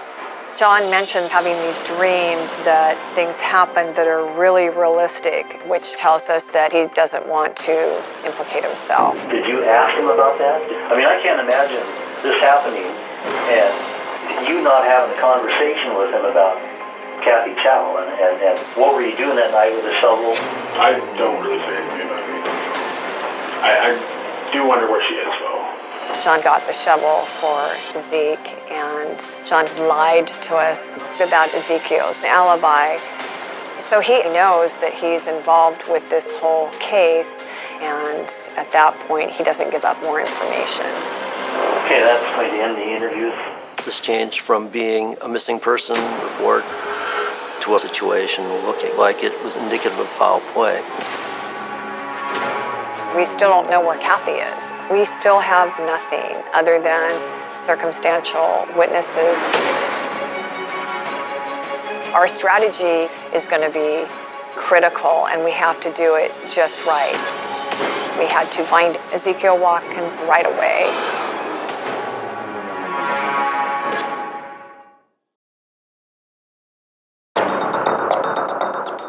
So once this new information from Giovanni and John comes in, we have to start developing a strategy for how we're going to interview Ezekiel Watkins, because based on this new information, circumstantial evidence points to him. The first time I talked to him a year prior, Ezekiel was very friendly toward us, but he was kind of a jokester. I thought Greg Barfield would do a better job in interviewing him because he could be more serious with Ezekiel. Greg Barfield is some kind of a suspect whisperer. The primary talent you need in this line of work is the ability to talk to people, but Greg takes it to an entirely different level. What I do to approach an interview is find out as much as I can about the case. And I also wanted to develop information on what kind of personality he has, what are his interests, how can I approach him so that he would feel comfortable talking with me. When I contacted Mr. Watkins on the phone, I just wanted to make it as low-key as possible. And he said he was willing to come in for a voluntary interview. While Kathy was missing for a year, the worst was already coming to my mind that she was never going to come back. But I had never really given up hope. And then I got a random text from Zeke asking me if I had talked to the police again because they're going and interviewing people with new information. I found it alarming that the police were looking into my really good friends on my best friend's disappearance.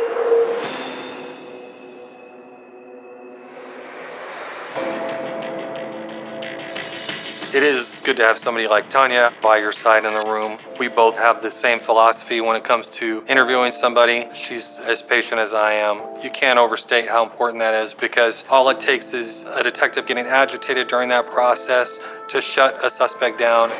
We also had a prop. The prop was a shovel that wasn't the shovel involved in this case, but he didn't know that. And we wrapped it with crime scene tape, and we knew at a certain point if he was not forthcoming in information that I would introduce that into the room to see if we got any kind of a reaction. Because it's new to me, I'm kind of going over everything again. Just kind of tell me what we were doing today and see what missing. I pretty much was at a friend's house, but he's no longer my friend anymore. But anyways, just pretty much played video games. And then you stayed there till when? I spent the night. Spent the night, so you didn't go back out or anything like that? What kind of video games do you like playing? Call of Duty, Halo, Gears of War. A lot of my friends and me, we all play. When I cross the threshold into that room, I'm an actor. I will use whatever I think I can related to that particular person in order to get them to feel more comfortable speaking to me. Did you have any conversations, contact in person, anything like that with Kathy that day? Kathy texted me saying that she was going to be hanging out with guy friends or whatever. Just the one text that day? Yeah. I had a piece of information that we developed from Kathy's phone records. So I knew that Mr. Watkins was lying to me right off the bat. When I look at the records, it shows that you and her exchanged incoming and outgoing calls and text messages 46 times that day. I don't know, I just really didn't care why she texted me much. But it wasn't just her, that's the thing, Ezekiel. There's text messages from your phone, texting back to her. I anticipate that a suspect is going to lie to me in an interview or an interrogation. It was going to be baby steps getting information out of. What would you say is the explanation for that? I guess arguments. You guys were arguing that night back and forth? Yeah. He was going to lie to me until I was able to refute his lie with a piece of evidence. That's stressful because there wasn't a whole lot of evidence to go on. So you guys were broken up at this time? Yeah. Was he upset that you were dating somebody else? Yeah, I guess so. Finally, the story starts unraveling. It was like pulling a slow reel with Ezekiel. I'm asking you to be straight with me. That's all I'm going to be with you, I promise. My goal is whatever the truth is. Keeping that in mind, I asked you, did you see her that night? You said no. Is that really the truth? No, well, I've probably seen her, yeah. You saw her that night. Where did you see her at? Boulevard Park. Were you guys just talking, trying to work things out? I guess so. Were you getting mad or heated or anything at all? I heard pounds really fast. Yeah. And I do have the anger issue, but I never drag or anything. Right. How long do you think you guys were walking around talking? 2, 3 hours. Mr. Watkins spent 3 hours with Kathy on the last night that she was seen, and I now believe that Mr. Watkins was likely the last person to see Kathy before she disappeared. It's at that point that I gave Detective Gardner a visual cue to step out of the room and grab the shovel. My game plan was I was not going to reference the shovel, ask a question about the shovel. I just wanted to gauge his reaction.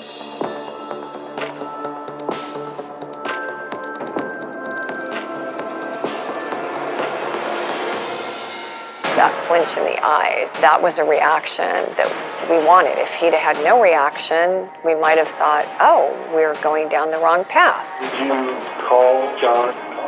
You called John. Did you ask him for anything? Are you sure? You could see him physically deflate. I believe he thought that that was a shovel that was used that night. His reaction started helping confirm that it wasn't a Berry Ducks. I'm just going to tell you, Ezekiel, I'm pretty good at reading people's body language, and there's something bugging you right now. Did you call John up to ask him for any kind of help, anything like that? Yeah. What did you ask him for? I think, honestly, the pressure of him carrying this secret with him reached its peak. Yeah. Like, what? It's all right. Kathy did, Jared. What Kathy did to who? Herself. What did she do?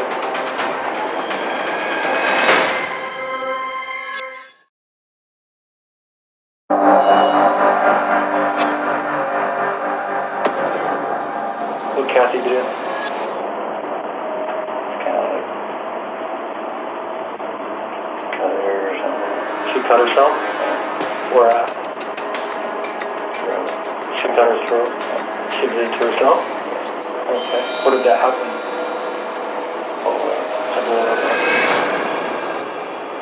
What Mr. Watkins reveals is that Kathy's dead.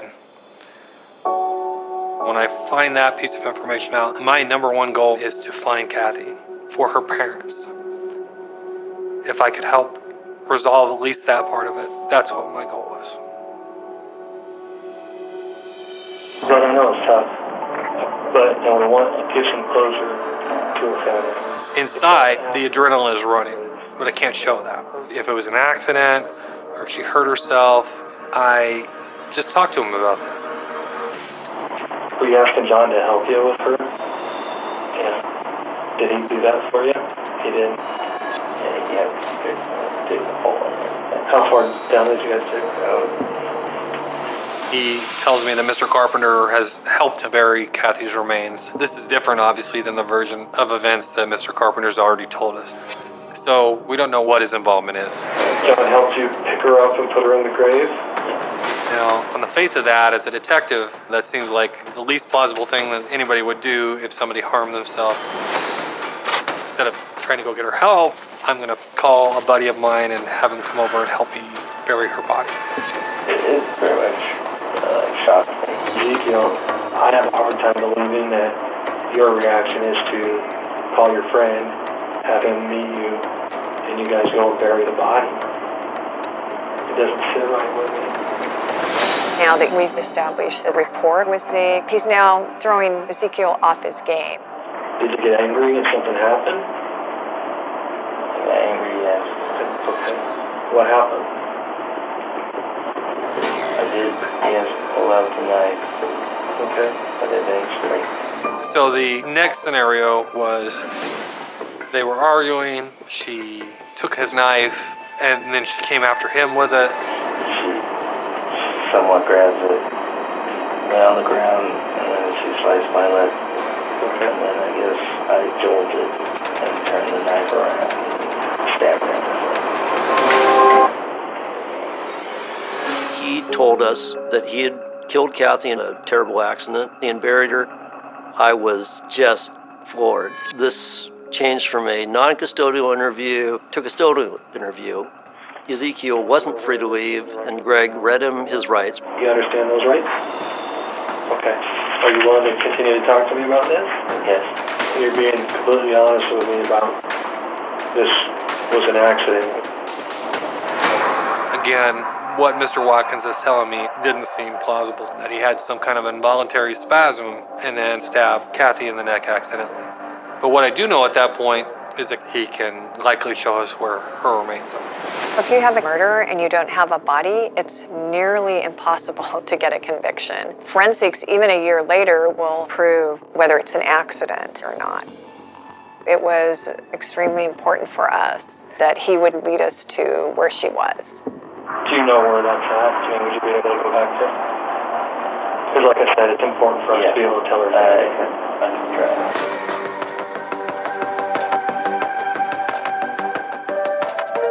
Are we almost there then? Pretty much. And how far down the power lines here do you think it is? Pretty much past the last one over here. It was an overgrown field in his backyard. Mr. Watkins stops and he indicates with his hands that this is the area that he believes Kathy's remains are at. This is a big area out here, and we started thinking in terms of what we would need for equipment to actually process that scene. We know there's always more to it. We don't know just how truthful Ezekiel's being about this. Is this something that he's going to fabricate? We have to find the body, but we also then need to make it a murder case, because right now he's saying it's an accident. I don't believe what he's told me so far is the true version of what happened.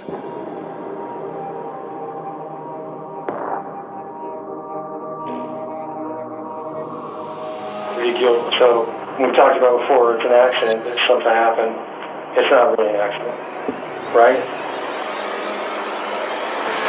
I didn't want to kill her. I didn't want to do it. What made you so upset? What made you so angry? One of the things I'm trying to establish is premeditation. So I asked him to visualize what he'd done and give him a moment to think about that and tell us the truth. Pretty much kind of like rolling around, kind of like holding one of my arms, and I was trying to, get her arm off me. Is she screaming? Is she saying anything like, please don't? Or what is she saying? She's saying, please don't. And I was like, I'm not trying to do anything to you. He keeps saying that it was an accident. And you're sure about that?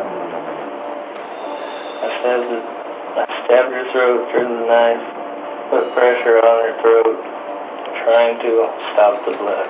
So you have your hands around her throat the whole time? No. I removed them. You took your hands away. You left the knife in her neck. And then I took it out later. You took it out later? He's continually maintaining that he accidentally stabbed her in the neck. I hit a sticking point with Mr. Watkins, so I want him to cool his heels for a little bit. Stand up. Because if I continue to push him, he's not going to keep talking to me. Hands behind your back. We don't want to shut him down because we still have to find Kathy's body. We're also working on getting John Carpenter down to the station because now we know he has some involvement in concealing Kathy's remains after she died. We want to corroborate if John had more involvement than he initially told us. Maybe John helped to kill Kathy. I'll start the recording.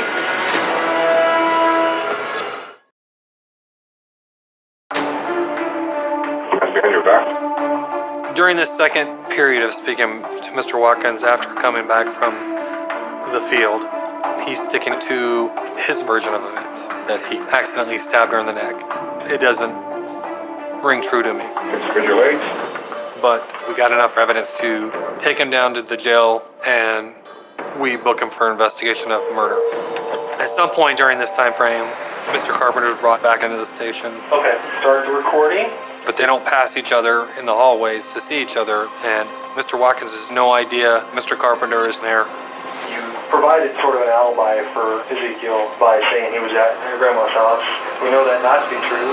At this point in the investigation, we don't know what Mr. Carpenter's involvement is. Was he there before Kathy died? Did he help in Kathy's demise? Because Mr. Carpenter's saying, borrowed a shovel to bury ducks. Mr. Watkins saying, called him to help me bury Kathy's body. So something isn't right. Zeke said that you helped him dig the grave site. he took us out to there and pointed it out already today. I think probably you were, trying to help a friend out who's in a bad spot. Sometimes for me, it's hard for me to tell the truth when I feel like I'm going to be in a bad predicament. Often with interviews or interrogations, there needs to be a trigger point for a suspect to tell you the truth. So, I did. So, I wanted to help him out. Sure. But I kind of didn't at the same time because I was really sleepy at the same time. And when I saw it, I felt extremely horrible. Yeah. So when I confronted Mr. Carpenter, at that point, Mr. Carpenter decides to change the story again. All I could really see was her feet. My mind just went blank, and I just looked at him like, he's a friend. And I just can't really turn him down, because if it was me in the same spot, he would have done the same. Not only did he get a shovel, but he went to the site with Ezekiel and actually saw the body. What do you say happened? He led her out there, just like a hangout, whatever. Pulled out the knife, stabbed her a couple times. He also noticed several cuts on her, not just one wound. How did he tell you why? Kathy was kind of being a creeper about him and his relationship that he had at the time. Was your understanding he was leading her out there in order to do this, or something happened that caused this to happen? I think he was leading out there to do this. Leading her out there in order to ambush her, kind of, and stab her. That's my opinion. Okay. Ezekiel, prior to that evening, had told him that he was going to kill Kathy Chow. So we've got that premeditation part. So that's pretty definite information that we now want to go back and ask Zeke about. So you guys dig the grave right there next to her, or somewhere else and drag her to him? A little farther up, and then her feet, we didn't dig enough over for her feet because we didn't know how tall she was and stuff like that, so her feet were kind of sticking up, so she jumped on her legs and broke them. So. To get her in the hole? Yeah. We also added garbage bags, dirt, plywood, logs, and sprayed it down with swamp water. This is gruesome, but there were specific things that they did in the grave. There was this layering process in order to conceal Kathy's body and mask her scent, which is why we didn't find her body last year. Would you know where it was at? Would you be able to point out? I'm pretty sure, yeah. Okay. It feels good to have this off my chest. I was tempted to tell you guys about it, but I was like, if I tell them, I'm going to be in trouble as well because of accomplice. After hearing that he confronted about it, I might as well do it too. There's been a break in the case, but I know Kathy's out there somewhere buried. It's time to bring her home.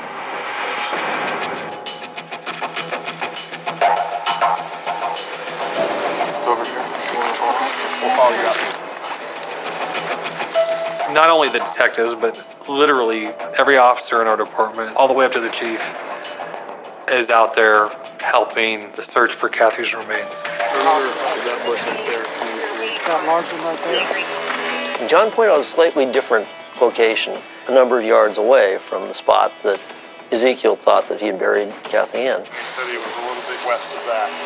We returned with more manpower and a strategy and a grid pattern, which was approximately a football field size area there. We took hydraulic brush cutters, mowed down the grass, and started our way down from ground level down, inch by inch by inch. How far do you want him to go? 3 feet. While other detectives are at the excavation of Kathy's remains. Detective Gardner and I are still at the station, and I decide I'm going to grab Ezekiel Watkins and bring him back up. Because so far he hasn't given me the whole truth. So my goal in sitting down with him again is to get him to tell me really what happened. We wanted to get that confession of premeditation from Zeke. I'm just going to be straight with you. After interviewing you twice, I interviewed John Carpenter and talked to him. We told him that his buddy John had given us this information and that the best thing he could do would be to also give us the full truth. I don't think you're being truthful with me. John told me you took her out there for one reason. You were going to stab her because she's been meddling in your business. It's been a long, long day, and I don't want to sit here and have you lying to me again. Did you get her to come out there because you were going to stab her?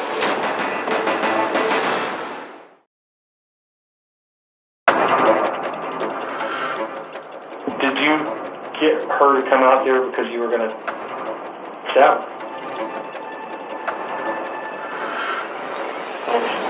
Yes.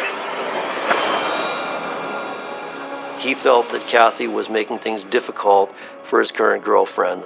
That was the motivation for this entire tragedy. How long had you been thinking about doing this before you called her that day? A couple of days. This is a confession. We can now hold Mr. Watkins accountable for what he did. Now it's talking about how this really happened. I did shove her down to the ground, saying, please stop, I won't try to ruin your life or something. He describes how Kathy pled for her life. I know we struggled, so I know somehow she did get the knife, just cut me, up here on her lip, is that what you're talking about? Yes. Fighting for her life is what she was doing. We can tell that from the injuries that he sustained. Did you tell your girlfriend about what happened? Yeah, you did. After this murder, Ezekiel had actually taken Kathy's high-top shoes. He'd given them to his current girlfriend. That was a really disturbing revelation. We eventually got an admission from her that she had heard about the murder from Ezekiel. She'd just been too scared to tell anyone about it. In a 24-hour period, we got enough information to get us to a place we hadn't got to in the last 15 months. But we still need to find Kathy. Throughout this, we're looking at this as an archaeological dig. We're probably 40 people out there with shovels and wire mesh screens to sift dirt through. They got to a place where they found a corner of some black plastic. Plastic, isn't it? Yeah, it is. They continue to excavate by hand now. They found under that layer of plastic was a layer of dirt and logs. And finally, what they recognized to be a body. For me, it was very emotional. It was heartbreaking. I have to go to her parents and tell them, we found your daughter, but she's no longer with us.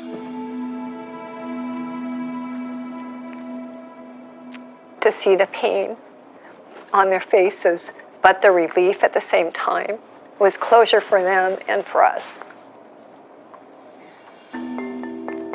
When we had heard that Zeke was the one that killed her, I was absolutely shocked. I felt betrayed. It just took me so long to actually accept that that's what really had happened. And then I started reading in the details, and it got worse from there. Kathy's body had several stab wounds. The most significant one was the wound from her ear to ear around her neck. This proved that Mr. Watkins killed her with premeditated intent and not in self-defense. We had no evidence that Mr. Carpenter participated in the killing. He could have been charged with rendering criminal assistance after the fact, but he got counsel, and that lawyer only let him speak to investigators with a promise that the state wouldn't file charges against him. So he got immunity for that. John and Gio, they kept it a major secret. Nobody let it slip. They actually helped me pass flyers out. They acted worried. I hung out with these people almost every day. On March 13th, 2015, the jury returned a verdict of guilty as charged to murder in the first degree. Ezekiel Watkins was sentenced to 27 years for murdering Kathy Chow. I hope he wakes up every day thinking about what he did. Is it enough? I don't know, but sometimes Your own guilt will torture you. So maybe him living with that, maybe that will be his punishment. I really miss and love Kathy. There's nobody else like her. Nobody could ever replace her. You expect her to always be there. So when it's gone, you realize what a great friend you had. She was someone that always laughed and always knew how to make someone smile. And she loved you, and you always knew that. Always.